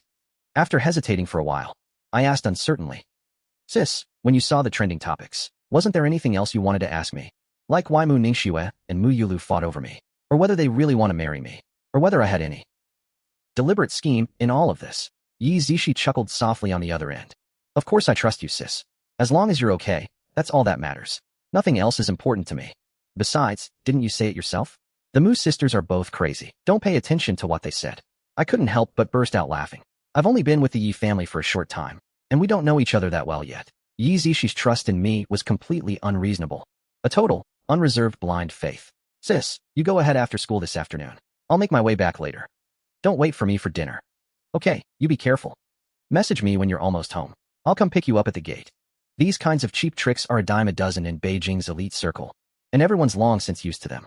But outsiders who don't know any better especially love these juicy scandals from wealthy families. I curled the corner of my mouth slightly. I didn't bother arguing with Lin Jejun over trivial matters. I looked down and scrolled through my messages. There was a new message in the Happy Family group chat. Heard about the trending topics at work today. Worried about whether I was being bullied at school. Mother Yi also sent a bunch of caring messages. Neither of them said a single word of blame. I replied with a few words to put their minds at ease. Then I put away my phone and said to Lin Jejun, after school, lend me your car. I need to go to the hospital. Lin Jejun was shocked. What? At this sensitive moment. There are definitely paparazzi staking out the hospital entrance. If you show up now, won't that just confirm that even after leaving the Mu family, you're still close with the two Miss Mus? I smiled faintly and replied, that's exactly why I'm going to see the paparazzi. Lin Jejun didn't understand, but he chose to respect my decision. When school let out, Lin Jejun and I left together. Ruyan, who had been eavesdropping on his conversation with Ye Chen the whole time, shrugged lazily. He raised an eyebrow at Lin Jejun with a hint of smugness. No one knows Ye Chen better than I do. Lin Jejun clenched his fists, wanting to tear off that infuriatingly handsome face of his. Then Lin Jejun grabbed my arm and said, no way, I already promised Ye Chen. I'm driving him there myself. His brother was going to the hospital to stir up trouble. This was going to be a great show. How could he not be there cheering him on? Ruyan didn't get jealous over it. After all, they'd all grown up together since childhood. He also knew that Lin Jejun always looked out for me. People who are good to me. Why would he have any reason to target them? Then it's settled. He pulled me straight into the car. The two brothers sat comfortably in the back seat, leaving Ruyan to do the driving. The car drove steadily toward the city hospital. I asked with concern, how are your parents doing now? Ruyan glanced at me through the rearview mirror and said, Old Master Gu said my parents have been in a coma for over a year and haven't even opened their eyes once. Now all we can do is do our best. and let fate decide. Lin Jejun said in surprise. You brought an old Master Gu from Qingfeng Hall. That old gentleman is extremely mysterious. Countless high-ranking officials and nobles can hardly get a chance to see him. After his grandfather passed away, his grandmother was so grief-stricken she developed a mental illness. His family went to Qingfeng Hall many times but never got to see him. Later, I personally took my grandmother there alone, and only then did old Master Gu agree to treat her. Half a month later, when I brought my grandmother back, she had already fully recovered. From start to finish, they never even got to see old Master Gu. They could only ask me to deliver some expensive gifts on their behalf. And now old Master Gu was willing to make an exception and come out of seclusion to personally treat the Lu couple at the hospital. That's an incredible honor. I didn't directly answer Lin Jejun's question. I just said in a calm tone, old Master Gu's acupuncture can bring people back from the brink. Their condition will definitely improve gradually. Lu Ruyan softly hummed in acknowledgement. In his heart, he also hoped his parents would wake up soon. Even if they couldn't get out of bed and move around freely, just having them regain consciousness and listen to him talk would be enough. The sun was setting, and dusk had arrived. The sunset clouds dyed half the sky red. The car slowly came to a stop at the entrance of the city hospital. I glanced outside through the car window. I sharply caught sight of a few paparazzi disguised as passers-by, cameras in hand, waiting right there. They weren't there for news about the Moose sisters' injuries. They were lying in wait for me, the male lead who'd been inexplicably dragged into this media storm. I'll wait for you in the car. Lu Ruyan's voice carried a hint of a smile. The situation had already blown up enough. If she, his childhood friend, showed up with him too, she'd probably become the third woman in the scandal. Lin Jejun understood Lu Ruyan's concern. He hooked an arm around my shoulder and said, I'll go up with Ye Chen. Rest assured, Miss Lu. I guarantee your little childhood friend will come back in one piece. I lowered my gaze, a soft laugh escaping me. Who said I was going up? I said it from the very start. I came to see the paparazzi staking the place out. Whether Mu Ningxue and Mu Yulu live or die has nothing to do with me. The two of us pushed open the car doors and stepped out. Lu Ruyan propped her arm against the inside of the window. Ye Chen, I'll be watching the show. The paparazzi disguised as passersby spotted me, and one by one, they looked like they'd struck gold. They whipped out their cameras, eager to snap photos, ready to spin stories out of them later. But my footsteps stopped at the hospital steps. I swept a cold gaze across the area. They scrambled to hide. But it was already too late. Stop the act. You want material, don't you? Hiding and taking sneaky shots is boring. I'm standing right here. Aren't you going to come out and say hello? A faint, composed smile hung on my face. Yet my presence was sharp and untouchable. I still carried myself like the young master of high standing. Paparazzi work in the shadows by nature, unlike proper entertainment reporters, who would willingly step into the open. For a moment, the silence was icy and tense. Lin Jejun let out a cold snicker beside me, deliberately raising his voice in warning. I know people at every media outlet. If you won't come out and greet us, then I'll go greet your bosses instead. The eldest young master of the Lin family, the sole heir to Lingxing Yuan, a top-tier industry giant. The paparazzi wouldn't dare offend him. They obediently came out and gathered before me. One of them spoke up with a grimace. Young Master Lin, we're just doing our jobs. Please, have mercy. Don't make this hard for us.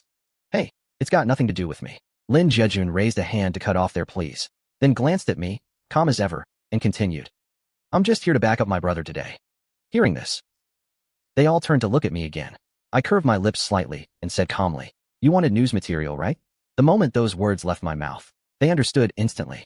Some quickly pulled out their phones to record. Others raised their cameras to film and started firing off questions like proper gossip reporters. Young Master Mu, one of them started, using the wrong title, and only corrected himself after catching the icy glare I shot him. Young Master Yi, regarding the hot search today, what are your thoughts? Do you plan to choose one of the two Miss Muse as your engagement partner? I couldn't help but let out a light laugh, the smile laced with undisguised coldness. You've all worked in the capital for years and covered plenty of scandals among the wealthy. Are you really unaware that the Mu family and I have been at each other's throats all along? But now that you've left the Mu family, and the two young ladies have openly expressed interest in marrying you, so you're saying, after leaving a wealthy family, I'd find another way back into one, even if that means marrying my sworn enemy? I've been in business for over a decade, and I've never heard of such an absurd way to get rich. You came to the hospital specifically, wasn't it to visit the two young ladies? What? Are you interested in coming up with me? To watch me slap them across the face? Hearing this, they all fell silent, trembling like cicadas in winter. My stance was unyielding, my tone laced with menace. With not a trace of concern for their injuries, it sounded more like I wished I could tear them apart. It seemed the rumors in the capital's elite circle were true after all. The Mu sisters and I were irreconcilable. Now that I was no longer part of the Mu family, The feud had shifted from behind closed doors to out in the open. These three were clearly never going to cross paths again.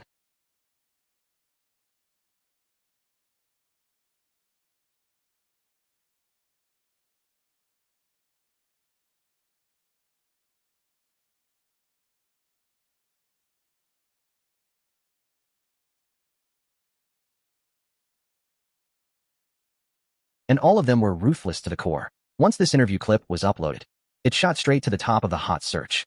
Public opinion did a complete 180-degree turn. Lin Jejun twirled the spaghetti on his plate, scrolling through the trending topics on his phone. He couldn't figure out what his brother had done to deserve this, or whether he dug up their ancestors' graves. Why did Mu Ningxue and Mu Yulu insist on picking a fight? And now they were even declaring they wanted to marry him, as if they could just lay a finger on Ye Chen. The more Lin Jejun thought about it, the angrier he got. He clicked his tongue in annoyance and cursed. Even a gold miner couldn't dig up a nerve as twisted as theirs. After a hearty dinner, we dropped Lin Jejun off first. Lin Jejun hopped out of the car swiftly, and Lu Ruyan quickly moved to the back seat. Between classes and work every day, she had less and less time to see me, so she treasured every moment. She wanted to stay by my side every second. Besides, her parents were still unconscious, and the only person she could trust and rely on was me. Being with me was the only way she could let her tense nerves relax, even for a little while. The light inside the car was dim, the boundary between light and shadow falling across the girl's face, accentuating her striking features and making them even more alluring.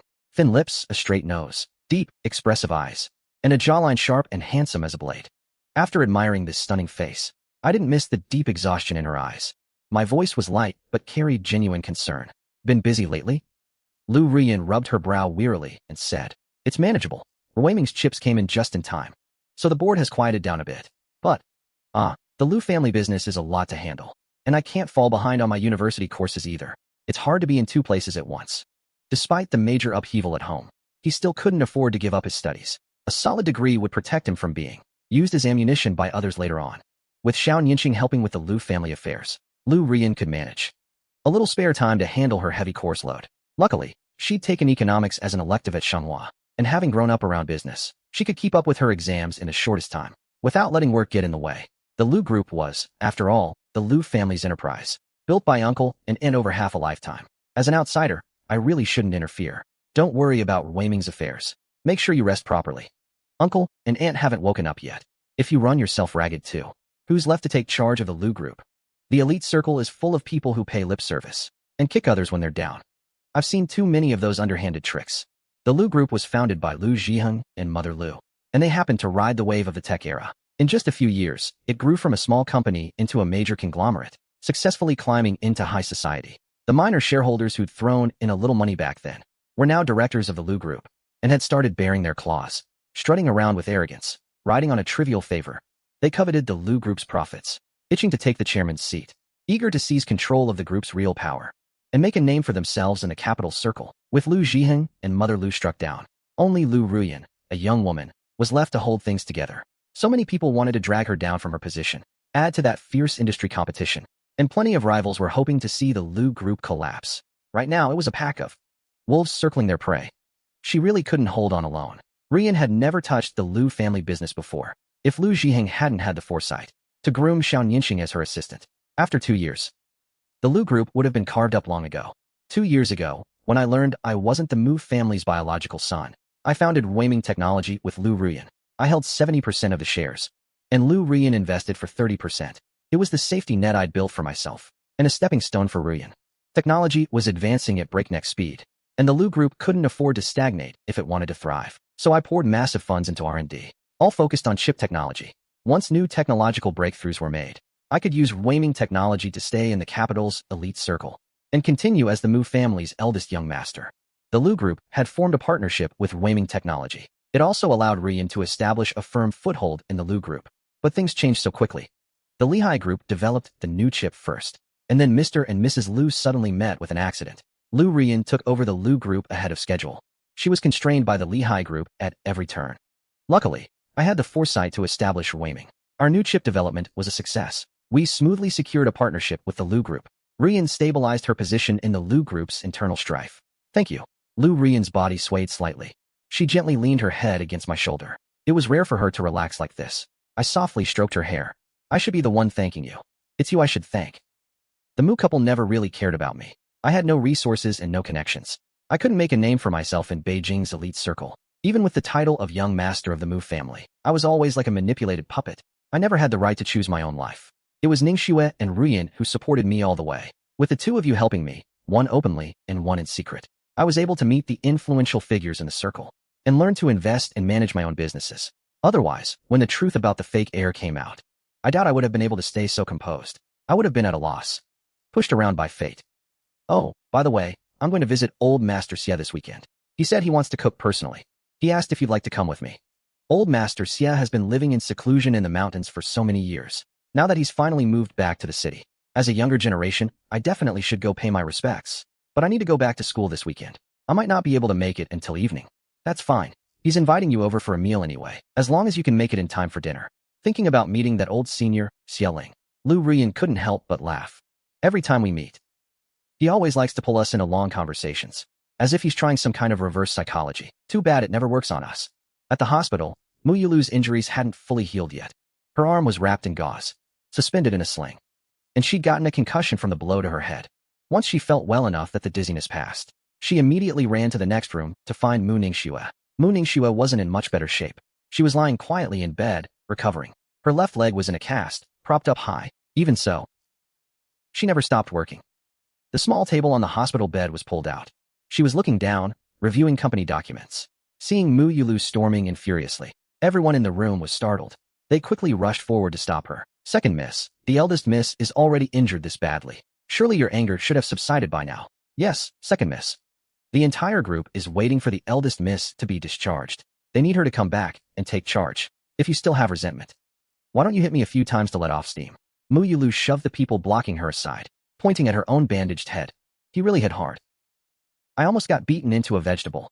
A crowd of people were noisily trying to persuade Mu Yulu, but Mu Ningxue closed the file in front of her and spoke in an extremely calm tone. Even if you were brain damaged, so what?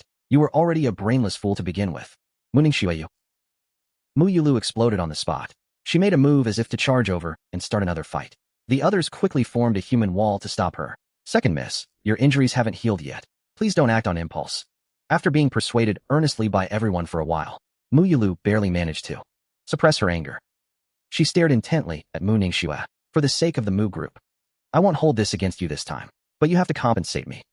Fine. Unexpectedly, Mu Ningxue agreed very readily. She coldly swept her gaze over the other employees. You all leave. I'll discuss the compensation with her privately. The others exchanged glances, at a loss. Though they were still very worried, they obeyed the order and filed out. The door to the hospital room was gently closed. Mu Yulu's aggressive demeanor instantly vanished. She leisurely strolled over to the bed, casually pulled over a chair and sat down. Mu Xian appeared out of nowhere. Did you find anything on your end? Last time, Mu Yulu thought it was strange that Mu Xian could obtain the paternity test report between him and Mu Yaowei, and then proactively came to the door to claim kinship. That whole thing was just too suspicious. So she had shared her thoughts with Mu Ningxue and asked Mu Ningxue to secretly send people to investigate. He's someone we've watched grow up. No matter how much we've fought and schemed over the years, we won't allow outsiders to scheme against or bully him. We know everything about him. We know his personality, his way of doing things. Suddenly having someone of unknown background enter the family, I'm afraid it could ruin the whole game. I've already sent people to investigate thoroughly, but we still can't find out who provided the paternity test. Mu Ningxue. Ningxue's expression remained very calm, as if she wasn't too concerned about the matter. But Mu Yulu knew very well. Mu Ningxue could appear completely unruffled, even if the sky were falling. In reality, she was worried about it too. That paternity test. None of us have seen it. If we knew which hospital issued it, maybe we could follow the trail and find some clues. A sly glint appeared in Mu Yulu's eyes. The implication in her words was obvious. She wanted to go home and dig that thing out. Mu Ningxue tossed the files on the small table aside. She said coldly while putting the table away. The scheme against Mu Chen didn't succeed. Perfect time to find someone to vent my frustration on. Go get the doctor. I want to check out of the hospital. Mu Yulu gave a no-problem hand gesture, then casually grabbed the files from the table and deliberately raised her voice. The eldest sister is injured this badly. Why bother with company matters? The Mu family doesn't just have you as a daughter. Why should you be the one making all the decisions for the group? Your leg is ruined. Just lie here and rest. From now on, I'll be the president of the Mu group. The employees waiting outside were terrified. Their hearts were practically in their throats, letting that good-for-nothing second miss make decisions. The Mu group wouldn't stand a chance. It would probably go bankrupt within 2 months. Seeing Mu Yulu holding the files, swaggering out of the hospital room with a smug look, the employees immediately rushed into the room. Eldest miss, you absolutely cannot let the second miss get involved in the company. Thousands of people in the group are counting on you. Please think of something quickly. Mu Ningxue just lightly pressed her lips together. Go handle my discharge paperwork. Yes, I'll go find the doctor right away. I'll go get a wheelchair for the eldest miss. I'll arrange the car for discharge immediately. Mu Xian scratched his head, unable to figure it out. Why would they refuse to come home for so long after returning to the country? And then his two proud sisters suddenly came back after getting into a fight, regardless of the reason. This was a golden opportunity for him. As long as he could build a good relationship with his two sisters and earn their genuine recognition, he would be the true young master of the Mu family. Then what place would Mu Chen have in the future? He put on a very proper smile, but there was an undeniable hint of fawning in his eyes. He walked up to them briskly with light steps.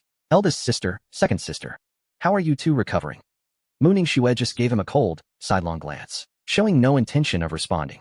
Her special assistant immediately understood and pushed the boss straight back to her own room. The smile on Mu Xian's face instantly stiffened. It was the same last time at the school gate. In Mu Ningxue's eyes, it seemed like only Mu Chen existed. But she completely ignored him, her own blood brother, completely ignored him. Little brother, long time no see. A mischievous smile curled at the corner of Mu Yulu's mouth. Her hands in her pockets, looking lazy and relaxed. Every move she made exuded a rebellious, untamed air. Mu Xian quickly snapped out of his embarrassment. He curved his lips into a bright, sunny smile. I'm really sorry about the last family gathering. I've been terrified of dogs since I was little. I didn't mean to refuse your gift. It's fine. I already gave that dog away to someone else. There was always a sly glint in Mu Yulu's eyes, and he was born with such an alluring face. It was hard to truly hate him. Mu Xian was momentarily stunned. He lowered his head, feeling a bit uneasy. As long as second sister doesn't blame me. I've just entered this high society circle. I'm still not used to many things. I've made quite a few blunders before. He felt that Mu Yulu looked a bit roguish, but probably easy to get along with. Rather than clashing with that cold fish Mu Ningxue, it was better to start with Mu Yulu. He continued cautiously. Mom and Dad are often away from home, and my classmates don't seem to like me much. Even eldest sister. Second sister, you don't hate me, do you? Mu Yulu curled his lips into a faint, ambiguous smile. Of course I don't hate you. You're our real brother, after all. Mu Ningxue is a bit single-minded. Mu Chen was with her for 17 years, so it's natural she'd favor him a bit more. But you're her brother by blood.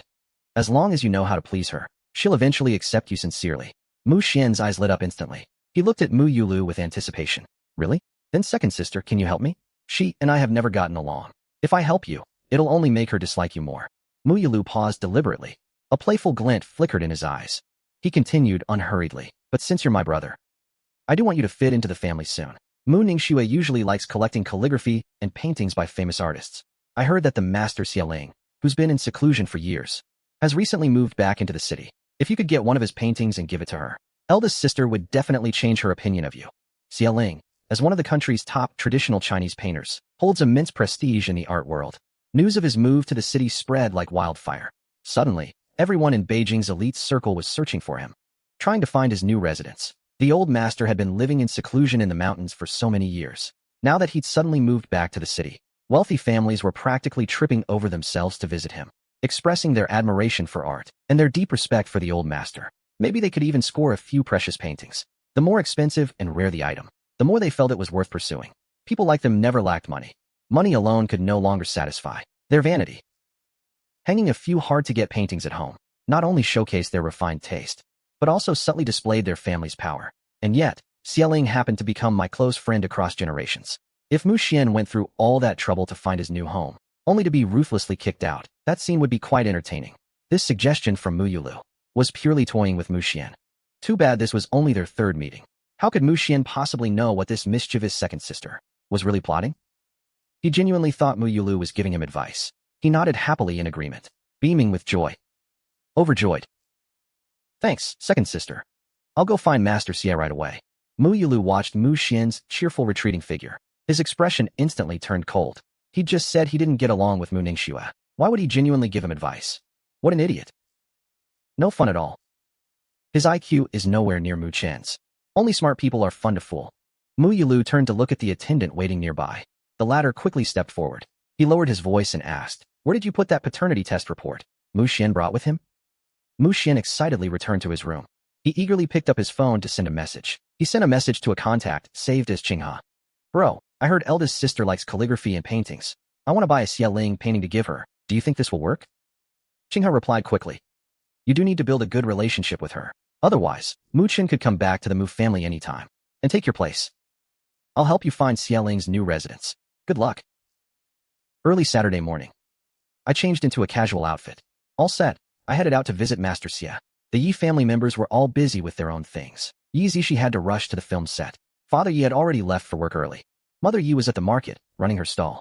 Ever since I returned to the Ye family, Mom, Dad, and my sisters have been quite indulgent with me. Their thoughtfulness carried a hint of distance. They didn't dare to restrain or bother me too much. I grabbed the car keys and walked out of my room. Chun, be safe on the road. Ye Zishi was changing her shoes at the entrance. She was in a hurry to get to the set. There are only 5 scenes left for this short drama. It should be finished within the next couple of days. I smiled slightly and replied softly. Okay, second sister. Make sure you rest well on set too. Father Ye's factory is quite far away. He was giving Ye Zishi a ride to the studio. The car was already waiting downstairs. As for Mother Ye, no need to say much. After getting good feedback on her stall, she's been full of energy every day, up before dawn, to prepare the ingredients. She was already long gone. Once they all left, the house fell into a silence so deep you could hear a pin drop. I took a deep breath, put on my sneakers, grabbed my jacket, and headed out to Master Xie's new place. The villa I'd arranged for Master Xie was nearby. It was a tastefully decorated 2-story house. The courtyard was lush with greenery, vibrant and thriving. Because of the 2 osmanthus trees planted there, it was named Golden Osmanthus Garden, and his favorite old armchair was there too. The old one was too worn out. I drew up the design myself, and had a brand new one made for him. It was placed in the backyard, perfect for sunbathing. The front yard was noisy and chaotic. The servants were dealing with those vulgar nouveau riche. He was hiding in his 3rd-floor room, seeking some peace. The front yard was noisy and chaotic. The servants were dealing with those vulgar nouveau riche. He was hiding in his 3rd-floor room, seeking some peace. How dare you stop me? Do you know who I am? I'm the young master of the Mu group. If you offend the Mu family, can you servants afford the consequences? Hearing this arrogant tone, Xie Ling paused the short drama on his phone. He got up and walked to the window, opened it a crack, and looked down at the courtyard below. Seeing that young man dressed in expensive brands, but with no class or refinement whatsoever, Xie Ling's brows furrowed deeply. Dressed in a dragon robe, he still doesn't look like an emperor. So this is the real young master who drove Mu Chen away? They traded a pearl for a rotten piece of wood. Mu Yaowei and Qin Jingyi must be blind. Downstairs at that moment, the servant maintained a polite attitude and said to Mu Xian at the door, Young master, Master Xie has an important guest today. He's decided not to receive any visitors. What? You won't take money? Give him some face. And he actually thinks he's all that. Tell him to come out and see me now. As his voice rose, his expression grew increasingly ferocious. The servant fell to the ground, caught off guard, ignoring the scraped palm. He scrambled up to block Mu Xian from barging in. Master Xie's new residence. Quite the grand entrance indeed. Why is it so lively here today? A familiar, slightly cold voice rang out. Mu Xian whipped his head around. He saw the crowd of visitors around him. Voluntarily step aside. I appeared alone at the courtyard gate. Mu Xian immediately stopped in his tracks, staring at me as if facing a formidable enemy. What are you doing here? I smiled, calm and composed, looking completely harmless. Why? I'm here to pay my respects to Elder Xie, of course. Mu Xian looked as if he'd just heard the funniest joke. He crossed his arms and looked down at me from his high horse. You? Trying to curry favor with Elder Xie? I think you're desperate for money. You'd bleed the entire Yi family dry if you could. The moment those words left his mouth, Xie Ling stormed out, his face twisted with rage. You arrogant brat. Who do you think you are to talk nonsense here? He pointed at Mu Xian's nose and bellowed. Mu Chen is a dear friend of mine. How dare you be so insolent? Get out of here right now. Mu Xian stumbled back, utterly humiliated. The other guests who had come to visit saw this, and couldn't help but snicker behind their hands. Mu Xian felt his face burn with shame. He turned his head and shot me a venomous glare. Isn't he just a fake young master from a poor family? How dare he team up with others to humiliate me in public? Just you wait. But before he could even finish his threat, Xie Ling coldly issued another eviction order. So you're a malicious one after all. Get out of here and go as far away as possible. Don't dirty my courtyard. Mu Xian had endured enough humiliation for one day. He stood there, grinding his teeth, his eyes flashing with a fierce, murderous light. He pointed at me and screamed at the top of his lungs. Mu Chen is the real snake in the grass. He stole 17 whole years of my life. He even got our classmates to ostracize me. And anyone who hangs out with him can't be any better. Caught in the crossfire for no reason, I raised an eyebrow innocently and strolled over to Mu Xian at a leisurely pace. That's rich, coming from you. What? Was I supposed to be smart enough right after birth to crawl into your crib and kick you out, and then take your place to be taken back to the Mu family? And our classmates are even more innocent. You're the one who treated them all like idiots and tried to sling mud at me out of spite. They don't want to play with someone so scheming. Isn't that a perfectly normal reaction? Feeling the judging stares from all around, Mu Xian glared at me, his eyes wide with fury, so angry he could barely breathe. Yet he couldn't utter a single word of rebuttal. I continued calmly. Besides, Elder Sigh and I are old acquaintances. Insulting me is one thing, but Elder Sigh is a renowned master of traditional Chinese painting. With so many people here today to visit him, your public slander of Elder Sieh's character, isn't that the same as insulting all these guests? The onlookers, upon hearing my words, immediately switched from spectators to vocal critics. That's right, Elder Sieh's paintings are worth a fortune. We all came here to pay our respects. How can we stand by and watch Elder Sigh be slandered without saying a word? In an instant, Mu Xian became the target of everyone's ire, with people shouting for him to be thrown out of the courtyard. In the midst of the chaos, he finally remembered the purpose of his visit. He was here to buy one of Xie Ling's paintings to win over Mu Ningxue. He forcibly suppressed the raging fury of his humiliation and had no choice but to lower his voice and his attitude. Elder Sigh, my eldest sister is a huge fan of your paintings. I beg you to sell me one. Name your price, whatever it is. Xie Ling couldn't be bothered to waste another word on him and simply had his men throw him out the door. Seeing that Elder Sigh was still fuming, the other guests didn't dare to linger any longer. They all took their leave respectfully, and the servant quickly shut the courtyard gate, letting out a long sigh of relief. What a troublesome, spoiled young master. Mu Yilu was a bit curious, though.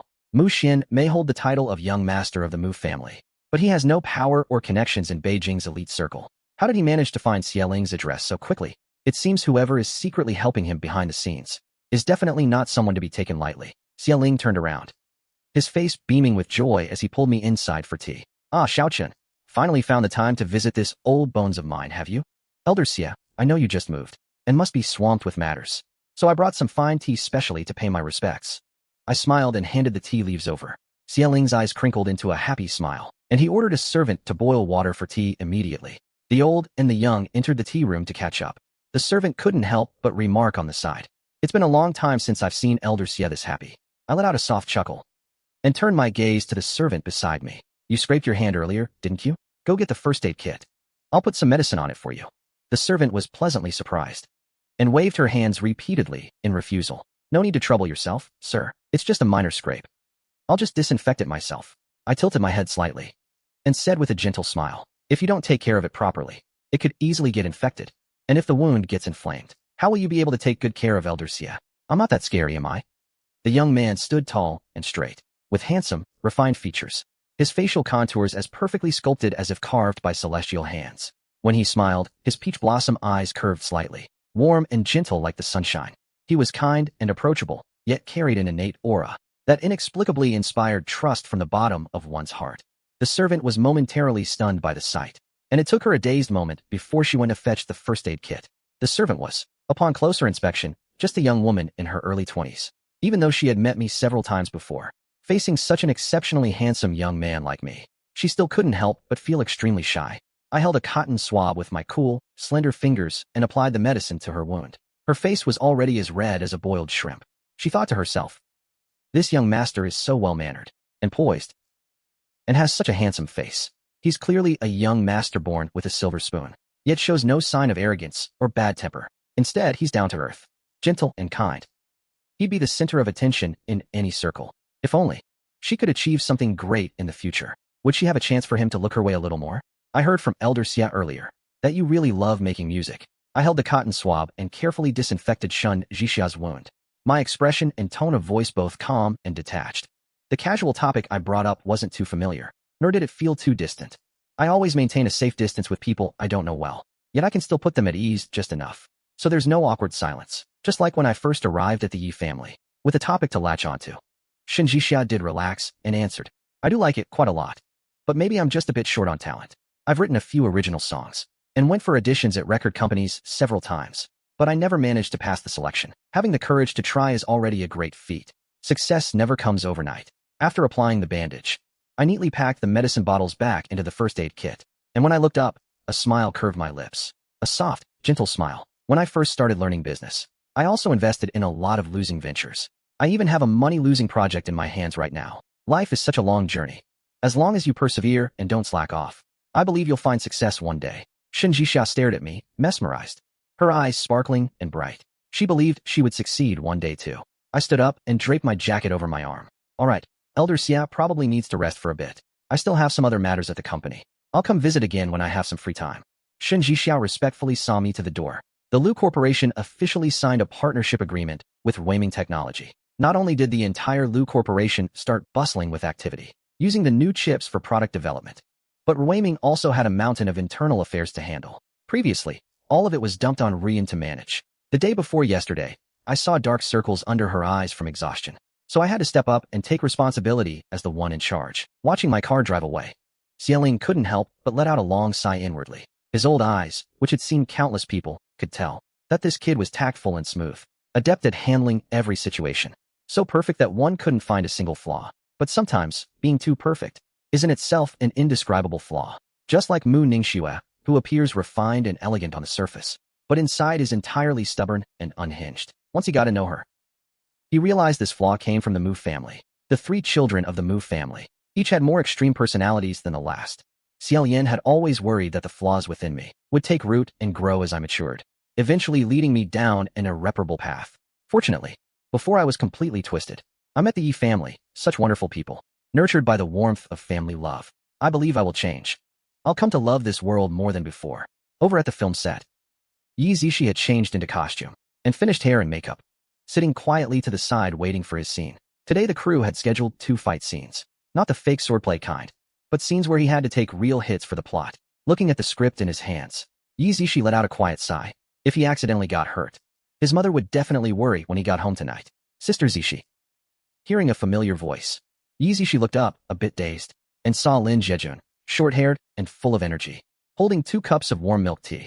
Ye Zishi tucked away the melancholy in his eyes, replacing it with a gentle smile as he spoke.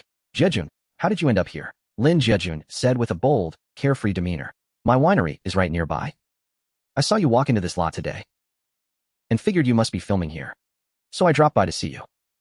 Even though he'd only met Ye Zishi twice, he showed no signs of awkwardness at all. He handed over a cup of milk tea, smiling. I brought this for you specially. Does this count as my ticket in? Ye Zishi chuckled softly and took the milk tea. If you're interested, you can stay and watch. Though my scenes today aren't great, almost the whole time I'm getting beaten up. Lin Jejun stared at Ye Zishi openly, his eyes filled with infatuated delight. I don't mind at all. You're so beautiful. Even getting hit, it'd still be tragically gorgeous. That burning gaze made Ye Zishi a bit embarrassed. He lowered his eyes and chuckled, not responding to that remark. Soon the director shouted for the actors to take their places, to begin filming the next scene. Lin Jejun sat to the side sipping his milk tea, admiring Ye Zishi's stunning features, his face beaming like a flower. But it wasn't long before his smile faded. Ye Zishi was playing the abused female third lead. The male lead hurt her 1,000 times, yet she loved him like first love, even willingly taking beatings from the female villain without fighting back. And the wooden stick used on her, it was actually solid hardwood. Lin Jejun's brows knitted tightly as he watched. He shot up from his chair. What the hell is this filming? For a short drama, they're using real hits? But Ye Zishi had already taken the blows, and he didn't dare yell cut mid-scene. If they had to reshoot, she'd have to take even more hits. Lin Jejun was frantic, hopping in place. He quickly recorded a video and sent it to me. He remembered that I'd invested in this company. Even if my feelings for Ye Zishi weren't deep, I would never stand by and watch one of my own get bullied. I had just walked out of the company and was about to go find Lin Jejun for lunch. I was just about to ask if he was at the winery. Before I'd even sent the message, his message popped up first. Ye Chen, look at this. This isn't filming at all. It's clearly aimed at your sister. Seeing the wooden stick in the other's hand, about to slam hard onto his knee, Lin Jejun's heart nearly stopped. He couldn't care less about anything else. He rushed up and grabbed the stick firmly. He shot the other person a fierce glare and demanded, "Are you filming or committing murder?" Seeing an outsider barge into the shot, the director jumped up in fury. We're in the middle of filming. Who's this random person? Lin Jejun snatched the stick from Lin Jingyao's hands and threw it to the ground in anger. I'd like to see what kind of drama you're shooting. The dull thud of the wooden stick hitting the ground stunned the director for a moment. He hurried over to pick up the stick and inspect it, then flew into a rage, yelling at the crew. What's wrong with the props department? Why are you using a solid wooden stick? The whole group was so scared they didn't dare breathe. Lin Jingyao shrugged nonchalantly, saying with utter indifference, Director, isn't acting supposed to be about realism? Sure, this is just a short drama, but a lot of money was poured into it. Aren't you hoping to build a reputation with this show, so you can move on to bigger productions? The director pressed his lips tightly together, unable to find a single word to argue back. It wasn't that he cared that much about his reputation. It was that Lin Jingyao had too deep a background. A proper third-generation rich heiress. Fairly pretty too. Wanting to gild herself with fame in the short drama circle, before transitioning to the big screen. They were just a small, scrappy crew. If they offended Lin Jingyao, forget about making big films later. They wouldn't even survive in the short drama circle. Sensing the tense atmosphere, the male lead, Zhao Lingzhou, also walked over. His eyes were slightly reddened. Maybe he hadn't stepped out of character yet, but he stared at her with resentment and accused. Last week you slapped Zishi once, and this week you switched to a solid wooden stick. You're clearly targeting him. Lin Jingyao let out a sneer. So what if I'm targeting him? He looked at her with complicated eyes. My dad is an investor in this show. I can act however I want. Lin Jejun carefully helped Ye Zishi up and shot Lin Jingyao a vicious glare. You've got quite the mouth on you. Just because you have a bit of money, you think you can bite anyone? Good thing he'd rushed in to stop it just now. Otherwise, Ye Zishi's leg might not have survived. Maybe even worse than my injury back then. He might never walk normally again. Lin Jingyao snorted coldly, staring with venomous eyes at Ye Zishi, who was bent over in pain, and mocked. You sure are lucky with the ladies. Too bad. No matter how pretty you are, you're still a broke nobody. The moment those words left her mouth, a figure swept past like a gust of wind. I strode forward with long, quick steps, snatched the wooden stick right out of her hand, and stared coldly at Lin Jingyao. Lin Jingyao was pushed back 2 steps by my aura, rubbing her wrist that had been yanked. Her brows knitted tightly. Who the hell do you think you are, some clueless brat? How dare you lay a hand on me? Do you know who I am? Offend me, and my dad will make sure you regret it. My expression was indifferent, my tone icy cold. I'd like to see just how much power your family has. That lets you throw your weight around here. Everyone present was stunned speechless. Lin Jejun and Ye Zishi were frozen too, their eyes filled with disbelief. The situation was about to spiral out of control. The director hurried out to mediate, because he truly couldn't afford to offend Lin Jingyao.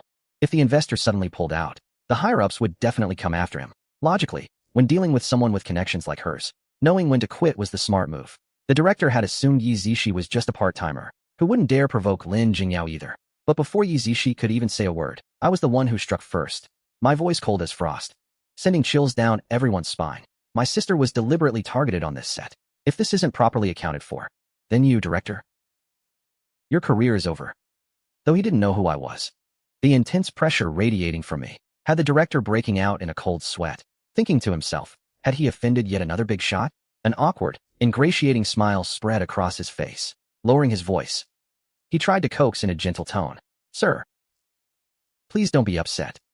This is the daughter of Lin Jianhua from Jeddah. The Lin family is an investor in this production. We're caught in the middle here. Why don't we take Zishi to the hospital first? The production crew will cover all medical expenses. Jeddah magazine? I raised an eyebrow slightly. I turned to Lin Jejun with a questioning look. He shook his head, looking just as confused. He immediately sent a message in a group chat. Anyone know Lin Jianhua from Jeddah magazine? Replies came quickly. Some had heard of it, but never took it seriously. Others said they'd never heard of it at all. Good. Nobody knows them. That means they don't even rank. Seeing Lin Jejun shake his head at me again, I pulled out my phone and made a call. Called Chen Jiqiang directly. He picked up almost instantly. I couldn't be bothered with pleasantries. Got straight to the point. My sister's being harassed by an investor on set. Send me Lin Jianhua's number right now. Without waiting for him to ramble, I hung up immediately. Meeting the director's stunned gaze, I said casually, let me reintroduce myself. I'm Ye Chen, the largest shareholder of Yinchuan. Ye Zishi is my biological sister. The director's eyes went wide as saucers. His legs gave way. He nearly collapsed onto the ground. So he was the legendary big boss, a young guy? Before filming, he'd vaguely heard that Yinchuan's largest shareholder's sister had joined the crew, but there was no such person on set. He'd assumed it was just gossip. Who would have thought the boss's surname was Ye? Lin Jingyao still didn't realize how serious this was, still sneering at me defiantly. So what if you're the largest shareholder of Yinchuan? Our Lin family invested in this show. On set, the Lin family calls the shots. Yinchuan is just hired help. Watching this guy talk tough with his dying breath, I casually tossed the wooden stick aside, let out a cold laugh, and stepped forward, closing in on him. My overwhelming presence forced him back. I'll handle this. I turned to support Ye Zishi. Lin Jejun naturally wasn't about to let it go. Zishi was always so gentle and considerate. She'd always looked after his good friend too, now that she'd been wronged for no reason. As her brother, he had to step up. Both sides were big shots he couldn't afford to offend. The director stood there like a wooden post, not daring to breathe. I glanced at him and ordered coldly, "Bring a chair over." The director scrambled to fetch his own most comfortable chair. I helped Ye Chen sit down slowly. She looked up at her brother, so decisive and commanding, though her body still ached. Her heart felt a wave of warmth. She'd never seen her brother this angry. To get her justice, he'd shut down Lin Jingyao without mercy. It showed that her brother truly cared about her. Chen Jiqiang was extremely efficient. The number arrived on my phone right away. On one side, his direct boss. On the other, the money. Caught in between, he didn't dare say a word, figuring he'd just eat the cost himself if it came to that. After getting the number, I called immediately. It rang for a long time with no answer, until the system hung up automatically. I patiently tried again. Still no answer. Fine. Not answering. Perfect. Looks like the Lin family is planning to abandon him. Then I don't need to hold back either. Jejun, just teach him a lesson. Don't cause a big mess. Lin Jingyao cowered in fear, but still refused to back down verbally. Try me. Just try it. I'm the daughter of Jetta magazine. Lin Jejun crossed his arms and sneered. His laugh was arrogant and unbridled. The daughter of some tiny little magazine dares to act like a big shot here. Then I must be the Jade Emperor himself. What a frog at the bottom of a well. To ordinary people, the Lin family was indeed rich. He was just a brainless third-generation rich kid. But in the real capital circles, Jetta was nothing but a no-name little company. Couldn't even touch the threshold of high society. Even if Lin Jingyao were blacklisted today, Jetta magazine couldn't make a ripple. Bro, maybe we should just let this go. Seeing how serious Lin Jejun looked, he seemed ready to go all out. Ye Chen looked at me with worried eyes, afraid things would spiral out of control. I tilted my head slightly and raised an eyebrow. My tone carried absolute authority. Lin Jingyao, come apologize to my sister right now, and we'll call it even. I never intended to use violence anyway. Lin Jejun understood what I meant. We're law-abiding businessmen. Just scaring him a little. Lin Jingyao had been spoiled his whole life. Never had to grovel like this. Apologizing in public, such humiliation. He absolutely refused to accept it. Go ahead, blacklist me if you can. You two are way over your heads. When my dad gets here, you'll be sorry. Even Zhao Lingzhou could tell something was off. These two men were definitely not ordinary. He really couldn't understand how stupid Lin Jingyao was. Still talking tough at a time like this. But none of this had anything to do with him. He couldn't care less about Lin Jingyao's fate. Even if he got kicked off the set, he deserved it. Zhao Lingzhou ran over with a medical kit, kneeling down gently beside Ye Chen, his eyes full of urgency and concern. Zishi, where are you hurt? Let me take a quick look. Ye Chen politely smiled and declined. I glanced at the fuming Lin Jingyao, then at the eager Zhao Lingzhou, and roughly understood what was going on. I have no interest in this melodramatic love triangle. All I know is my sister was wronged. And this can't just be brushed aside. Since Lin Jingyao won't apologize properly, I have plenty of ways to make him bow his head. Lin Jianhua won't answer his phone, right? I'll make him call me crying. I pulled out my phone and contacted a few friends, gave brief instructions. Less than a minute after hanging up, Lin Jianhua's call came through. I casually put it on speaker. Lin Jianhua's fawning voice came through. President Yi, I'm truly sorry. I was in a meeting just now and didn't see it. I just saw your missed call. Hearing her father's voice so humble, Lin Jingyao froze instantly, rooted to the spot, staring at me in utter disbelief. How is this possible? Her father, who was always so high and mighty, why would he grovel before some young guy? I replied with a faint, ambiguous smile. No worries, but if you'd missed this call, you wouldn't have any meetings to attend from now on. Lin Jingyao immediately raised her voice to tattle. Dad, this guy? He's bullying me. She was certain that no matter who it was, her father would side with her. But instead, Lin Jianhua's furious roar shook the phone speaker so hard it nearly cracked. He bellowed in an unquestionable tone. You reckless, worthless girl. I've spoiled you beyond reason. Apologize to President Yi right now. Lin Jingyao couldn't believe her ears. Not only did her father not defend her, he didn't even ask if she was wronged. All he cared about was forcing her to bow her head and apologize. Her whole life. Her father had never even raised his voice at her, bought her any designer bag she wanted. Now he was yelling at her over an outsider. Hearing no response from his daughter, Lin Jianhua suppressed his burning rage and warned him through gritted teeth. If you still want to keep playing the young miss, you apologize properly this instant, until President Yi nods and forgives you. With it spelled out that plainly. Even Lin Jingyao, dense as she was, understood. The young man before her held the power to decide her family's fate. If she couldn't earn his forgiveness today, the Lin family would likely face bankruptcy and liquidation. A wave of humiliation nearly drowned her, but then, she thought of losing her life of luxury, and suddenly bowing her head to admit fault. Didn't seem like such a big deal after all. She took a deep breath and walked up to Ye Chen, head hanging low. wearing a look of forbearance. I'm sorry. What I did just now was wrong. Please be magnanimous and forgive me. Her voice was as faint as a mosquito's buzz. Ye Chen had actually heard every word clearly. He was kind by nature and didn't want to push things to the extreme. He was just about to say it's okay when I reached out and pressed down on his shoulder. Clearly, I hadn't fully vented my anger yet. My voice was as cold and detached as ever. Where's that loud, swaggering voice from earlier? Why have you gone mute all of a sudden? My ears aren't great. I didn't catch that. Lin Jingyao's face flushed crimson in an instant. She clenched her back teeth, struggling for a long moment, then decided to throw all dignity to the wind. Raising her voice, she repeated herself loudly. I'm sorry, I know I was wrong. Please, forgive me. A faint, barely perceptible smile tugged at the corner of my mouth. What exactly were you wrong about? She clenched her fists tightly and answered. I shouldn't have swapped the props without permission, and deliberately made things difficult for you during the shoot. Please forgive my recklessness. Only then was I satisfied. I bent down and leaned close to my sister's ear, asking, Zishi, feel better now? Ye Chen had a faint smile on his lips. He gently shook his head. He knew well the wisdom of not pushing a cornered foe, and understood that even a dog will jump a wall when desperate. He said softly to his brother, let it go, bro. This is enough. Even I myself didn't notice, hearing my sister's soft, gentle call. Something deep in my heart softened as well. I straightened up and looked at Lin Jingyao. Since my sister is gracious enough not to pursue this, we'll let today's matter drop. But you used your position for personal revenge, causing an actor to get injured, and seriously delaying the production schedule. As a major shareholder, I'm informing you now. You're officially fired from the Yunchuan production. Don't bother coming back to any Yunchuan set again. Lin Jingyao certainly didn't dare act arrogant now. Fine, no more acting. She treated as a break.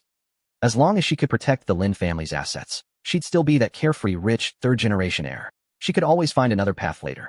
Hearing that things had finally settled down, Lin Jianhua on the other end of the phone asked cautiously, President Yi, then what about our Jiedao investment? I replied in a flat tone. Since my sister isn't going to pursue it, I don't need to cut off your lifeline either. After hanging up, Lin Jingyao slunk away from the set in disgrace. With that mess cleaned up, I finally had a moment to check my sister's injury. Go change out of that costume first. Let me see if the bone is hurt. The director, skilled at reading the room, quickly called 2 female assistants to help. But I shot them a cold glare. Stay away from my sister. That single shout froze everyone in place, and no one dared step forward again. Lin Jiejun brushed the dust off his clothes, jogged over, and lent a hand, flanking Ye Zishi on either side. We headed toward the makeup room. Zhao Lingzhou also followed behind, carrying a medical kit. After helping Ye Zishi sit down in a chair, Zhao Lingzhou set down the kit and tactfully withdrew with Lin Jiejun.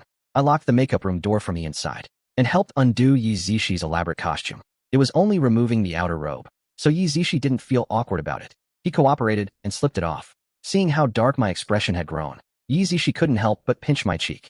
Didn't you already chase her off? Why are you still pulling such a long face? I answered with mild exasperation. You're pretty carefree, aren't you? Still able to laugh. You knew Lin Jingyao had bad intentions. So why didn't you tell the director earlier? You're just here for a part-time gig. Why go this hard?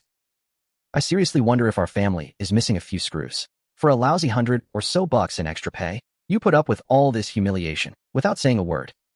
That's just plain foolish. Ye Zishi, however, was quite candid. She was the young miss who'd bought her way onto the production. The whole crew treated her like royalty. I didn't want to poke that hornet's nest. I was afraid of causing trouble for you. She had no idea what cards I held. If not for today's incident, she wouldn't have known I was the behind-the-scenes boss. What if I really pissed off that young miss, and it affected the business you worked so hard to build? That would be a loss not worth taking. I rubbed the tip of my nose, a little embarrassed. That's on me. I never told the family the full picture. Never mentioned the businesses under my name, or the connections I have in the industry. After a moment of silence, I continued. But still, you can't just stand there and take the abuse. Worst case, this lousy production. We just walk away. Ye Zishi explained. Seriously. I heard this production has a lot of buzz. I wanted to use the chance to gain some experience. See if I could get a bit of recognition in the short drama circle. Even if I don't end up pursuing entertainment long-term, I'd still like to have another skill to earn from. She'd looked into the market before. Regular part-time work paid $200 or $300 a day, but with some fame. The pay was in the tens of thousands. She wasn't hoping to blow up overnight. She just wanted to raise her own value a bit, save more money to lighten the family's burden, and live up to the effort my brother put into accompanying her to auditions. Hearing this, I let out a helpless long sigh. I pulled a chair over and sat down beside Ye Zishi. Looking into her eyes, I said earnestly, money isn't something you earn by risking your life like this. You need to sort out your priorities. Your first priority is getting into a good university. Part-time work is just for experiencing life. Only when you find a career you truly love. Is it worth pouring all your effort into? Like when I first started investing everywhere to practice, win or lose. I never really cared. That's why those small companies, I never got involved. But this main company is different. It's the cornerstone of my careful planning. I've poured countless manpower and effort into it. This is the true core of my career. A person can't be tripped up by petty gains in front of them. If your vision is too narrow and short-sighted, you'll stay trapped in a small circle, and it'll be hard to ever move up in class. Ye Chen mulled over these words carefully, a gentle smile spreading across her lips. Brother Jinshu's words are duly noted. I really caused you a lot of trouble today, and you even came all the way to back me up personally. My pupils trembled slightly. I pressed my lips together, feeling a bit awkward. I couldn't quite sort out my own feelings. The moment I got Lin Jiejun's heads up, my heart had been in turmoil. Rushing over and hearing those nasty insults, my blood boiled. And I nearly threw a punch. I'd never been so impulsive before, but seeing someone bully my sister, I just couldn't hold back that fire. A smile bloomed across Ye Zishi's delicate face. Her brother's tough exterior with a soft heart was, in her eyes, absolutely endearing. She also understood that her brother had suffered a lot in the past and was still unfamiliar with this kind of pure family affection. So when he instinctively protected and cared for her, it always came out a little stiff and awkward. She didn't want to push her brother too hard. I changed the subject quite naturally. How did you get Lin Jianhua to back down so fast? I answered as if it were nothing. Just squeeze his cash flow, as if it were a trivial little matter. I used a cotton swab to disinfect the wound and explained casually. The business world is just an exchange of interests. Capital in every industry checks and balances each other. I don't have the power to reach into every corner, but that doesn't stop me from weaving a network. Ordinary people beg around when they're in trouble, spending money and giving gifts, still having to watch people's faces. In the rules of the game in our circle, a lot of the time, it's just a matter of one phone call. So I've always been keen on expanding my connections. If I'm not strong, or don't know anyone in a certain field, I don't mind casting a wide net and investing in promising prospects, cultivating a few pawns I can use. Anyway, I'm only 17 this year. I'm willing to spend 10 years setting things up. By the time I'm 27 and at my career peak, these connections will be my sharpest blades. No matter how you calculate it, this deal can't lose. I asked out of the blue. Do you really like being an actress and filming? Ye Zishi answered honestly. The whole script is just all kinds of creative torture. And Lin Jingyao is using this to get back at me personally. Only someone with water in their brain would like asking for trouble. I couldn't help but chuckle softly. Outside the door of the dressing room, Lin Jiejun was leisurely sipping the pearls in his cup, listening to the heart-to-heart between the siblings inside. The corners of his mouth were so happy he couldn't suppress them. God knows how much he enjoyed watching me lose my temper earlier. But Zhao Lingzhou had a face full of gloom. He really couldn't figure out what this big brother was so happy about. Ye Zishi had suffered such a great injustice, and he could still be so carefree drinking milk tea. The dressing room door had just opened a crack when Zhao Lingzhou eagerly rushed up. His eyes were slightly red, looking very pitiful. Sister Zishi, I'm really sorry about today. It's all because I didn't handle it well. That's why you had to suffer such an undeserved calamity. Ye Zishi raised an eyebrow in confusion. I, on the other hand, rolled my eyes in speechlessness. Has this male lead lost his mind or something? Acting too much. He actually thinks he's a romantic hero. Zhao Lingzhou hung his head low, his face full of guilt. His eyes flickered with poorly concealed sadness. Lin Jingyao has been pestering me relentlessly. She must have seen the intimate scenes between us in a drama and gotten jealous. So she deliberately caused trouble for you. It's all my fault that you suffered. Zhao Lingzhou was blessed with a handsome face. His delicate features were like a Korean idol's. A pair of bright, sparkling peach blossom eyes, naturally carrying a hint of deep affection when looking at people. When he apologized with reddened eyes, he was even more pitiable. If this were in a novel, he'd be the perfect script for the devoted second male lead. But life isn't a novel. I wasn't buying his melodramatic act at all. In fact, I found this kind of persona a bit nauseating. Always reddening his eyes and playing the victim. Always saying sorry at the drop of a hat. Acting like the whole world owes him something. I mercilessly burst his bubble. Don't flatter yourself.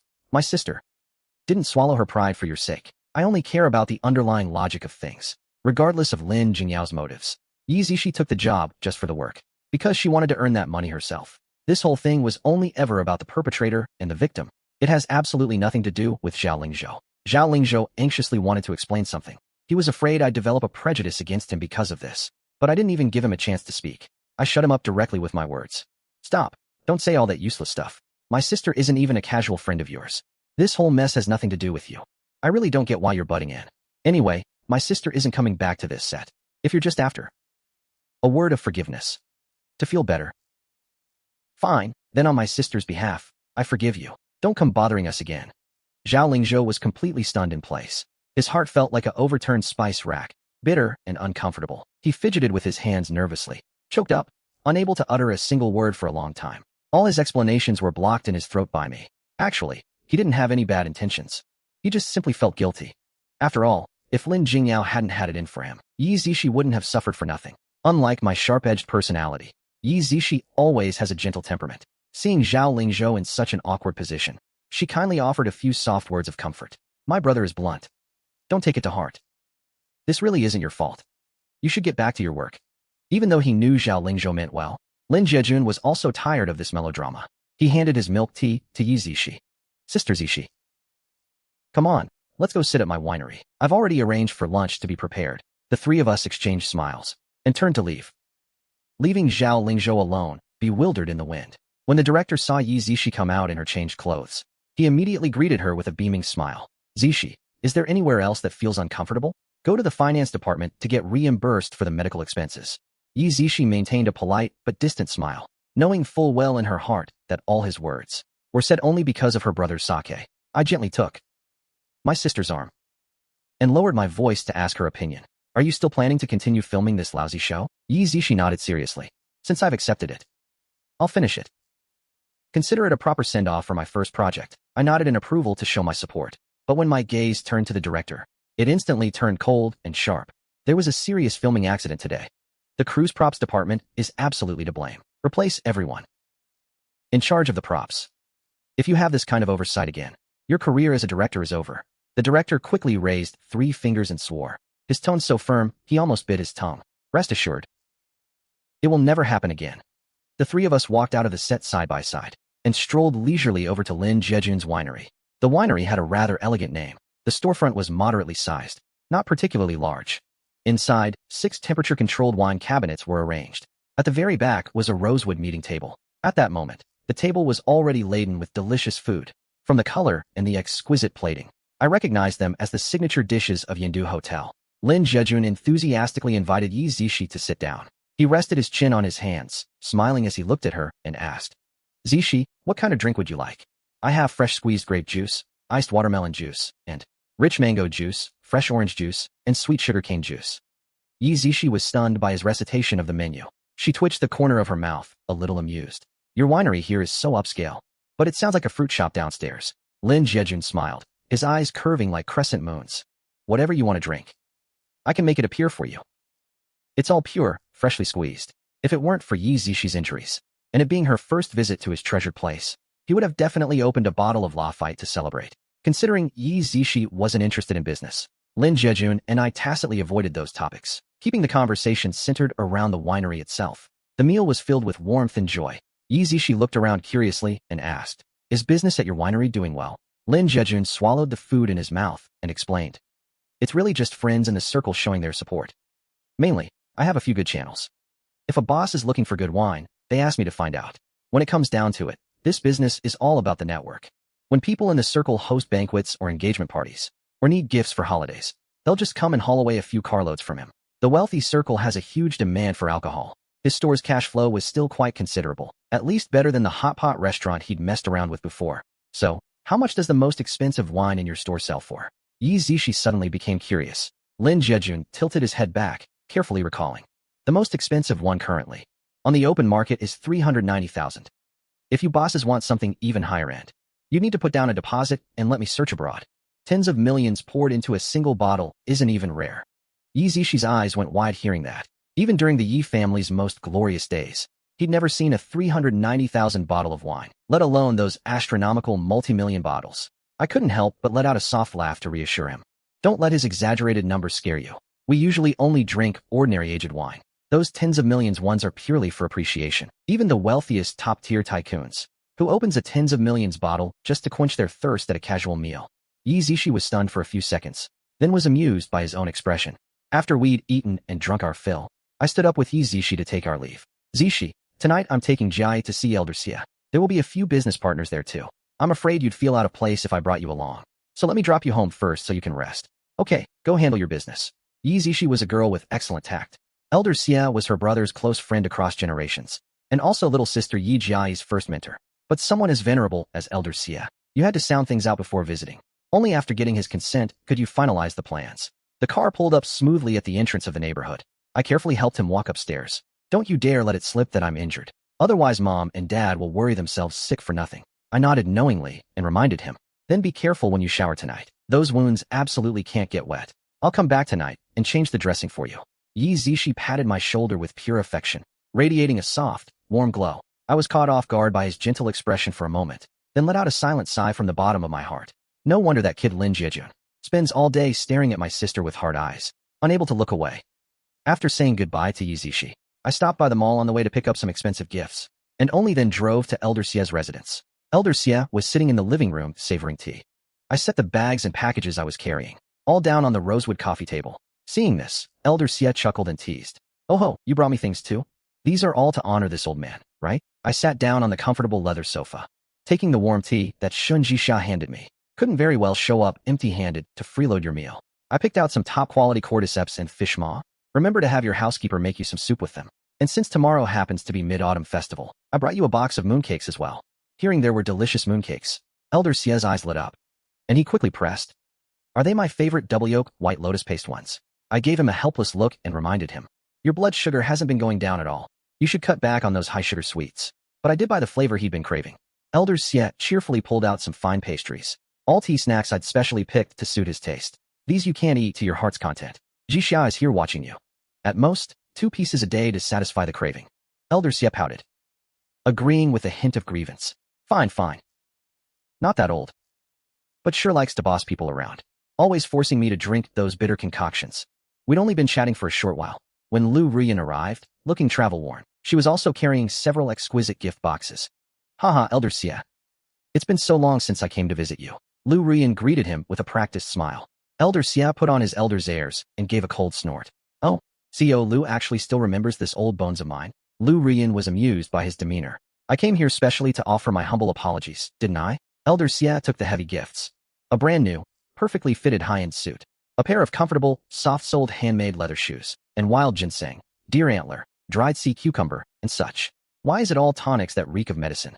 Lu Ruyan burst out laughing. Drink more nourishing soup. It's good for your health. Yi Jai stared with her big, watery eyes, fixated on Lu Ruyan without blinking. This sister is so pretty. Even more beautiful than the big stars on TV. She quietly leaned in and whispered to me. Bro, who is this pretty sister? Elder Xie, with his sharp ears, spoke up first. This is your brother's future wife. Go on, call her sister-in-law. Lu Ruyan's cool, composed face flushed bright red. I shot Elder Xie a furious glare, then introduced her to my sister with all seriousness. Don't listen to him. This is your brother's best friend since childhood. Call her Sister Ruyan. Just sister is fine. Yi Jai nodded obediently and sensibly, politely standing up from her chair to greet her. Hello, Sister Ruyan. I'm Brother Ye Chen's biological sister. My name is Yi Jai. Lu Ruyan bent down, meeting the little girl's eyes, and casually handed her a small, delicate gift bag. Hello, Jai. This is a little gift your sister prepared for you. Yi Jai looked to me for approval, and only after seeing me give a slight nod did she respectfully take the bag, thanking her in a sweet voice. Thank you, Sister Ruyan. Lu Ruyan gently stroked her hair. You're welcome. Next time, paint me a picture as a return gift. Elder Xie, ready to show off his cooking skills, tied on an apron and happily disappeared into the kitchen. Shen Jixia followed him in to help wash vegetables and cut meat. Yi Jai sat quietly on the sofa, flipping through the art book she'd brought with focused attention. Lu Ruyan naturally sat down beside me. She was like a tired little kitten right now, leaning her head against my shoulder. I reached back and held her slightly cold hand, asking softly, Tomorrow, will you go to the hospital to see Uncle and Aunt Lu first, or fly straight abroad to visit your grandparents? She closed her eyes, her voice thick with exhaustion. I'll go see my parents at the hospital in the morning, then book a flight abroad in the afternoon. Her weakened state wasn't an act. She'd genuinely been drained of all her energy by work. Her voice carried an unmistakable hoarseness. These past few days, to clear her schedule for mid-autumn, she'd been working overtime at the company day and night, all just so she could spend the holiday properly with her family. Lu Ruyan said she was going to K country to visit the elders. Something came up on the Wushan side, so she's flying over to handle it. She estimates she won't be back for over a month. I lowered my eyes, staying silent, fiddling with the object in my hand, and replied in a low voice. Work comes first. I'll make sure the hospital side is taken care of for you. She then urged me. The Lu Corporation might also need you to keep an eye on things. The new product is still in R&D, and we just signed with Weiming. The worst thing would be for something to go wrong now. I nodded and said, All right, If there's anything I can help with, have Xiao Yinqing contact me anytime. After finishing the work arrangements, Lu Ruyan sat up straight, remembering something important to tell me. That matter you mentioned last time. There's finally some news on it. I was briefly taken aback, then realized she meant Mu Xian's mysterious approach to the Mu family. I'd personally seen the paternity test that Mu Xian had brought, and knew which hospital had issued it. So I wasn't completely in the dark. Lu Ruyan sent people to investigate, pulling the hospital's surveillance footage, and confirmed that Mu Xian had personally delivered the samples, and personally picked up the results. Xiao Yinqing, over there, ran into Mu Ningxue's people at the hospital. Mu Ningxue and Mu Yulu are probably suspicious of Mu Xian's true intentions too. I thoughtfully stroked my chin. Mu Xian couldn't possibly have gotten Mu Yao's sample, so there really is someone behind him helping. But that's what makes it so strange. If the person behind the scenes truly wanted to help him, why not just hand him the test results directly? Why make him go do the test himself and show up on the surveillance cameras, leaving behind obvious traces that invite suspicion? If Mu Xian truly is the Mu family's flesh and blood, returning to the Mu family is only natural. Whoever's behind this has done a tremendous good deed. They could easily use this to climb the Mu family's ranks.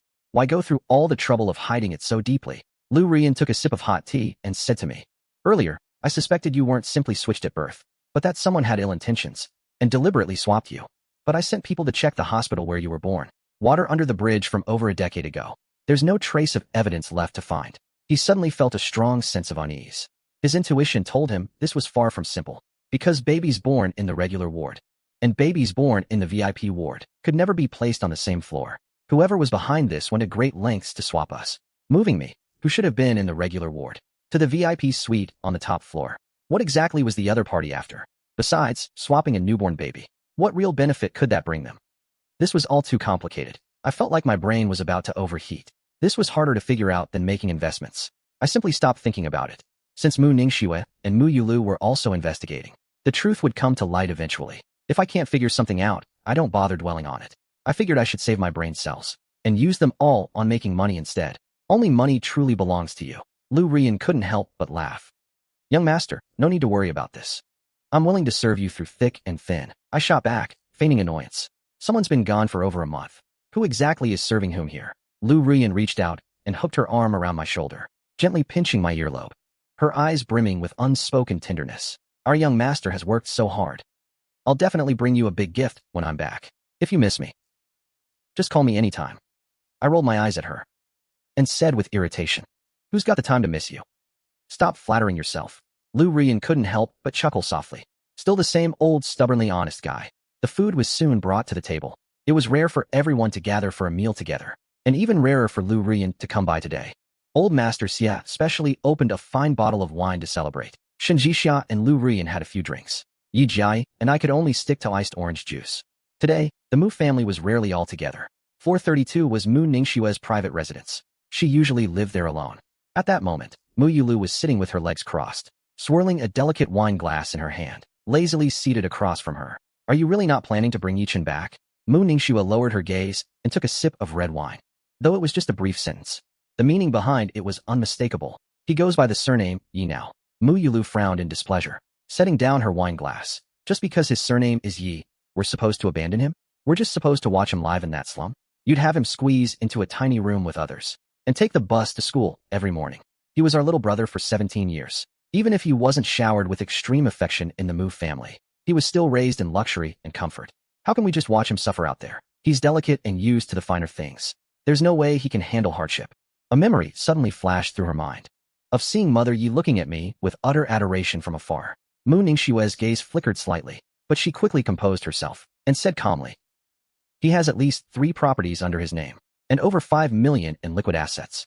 Staying with the Yi family was his own choice. If Ye Chen truly didn't want to stay with the Yi family, he's fully capable of living on his own, since he ultimately chose to stay there. Whatever his reasons might be, at the very least, he has acknowledged the Yi family's character. He knows he won't suffer the slightest mistreatment. Otherwise, we wouldn't need to plead with him. He would have cut ties with the Yi family long ago and gone his own way.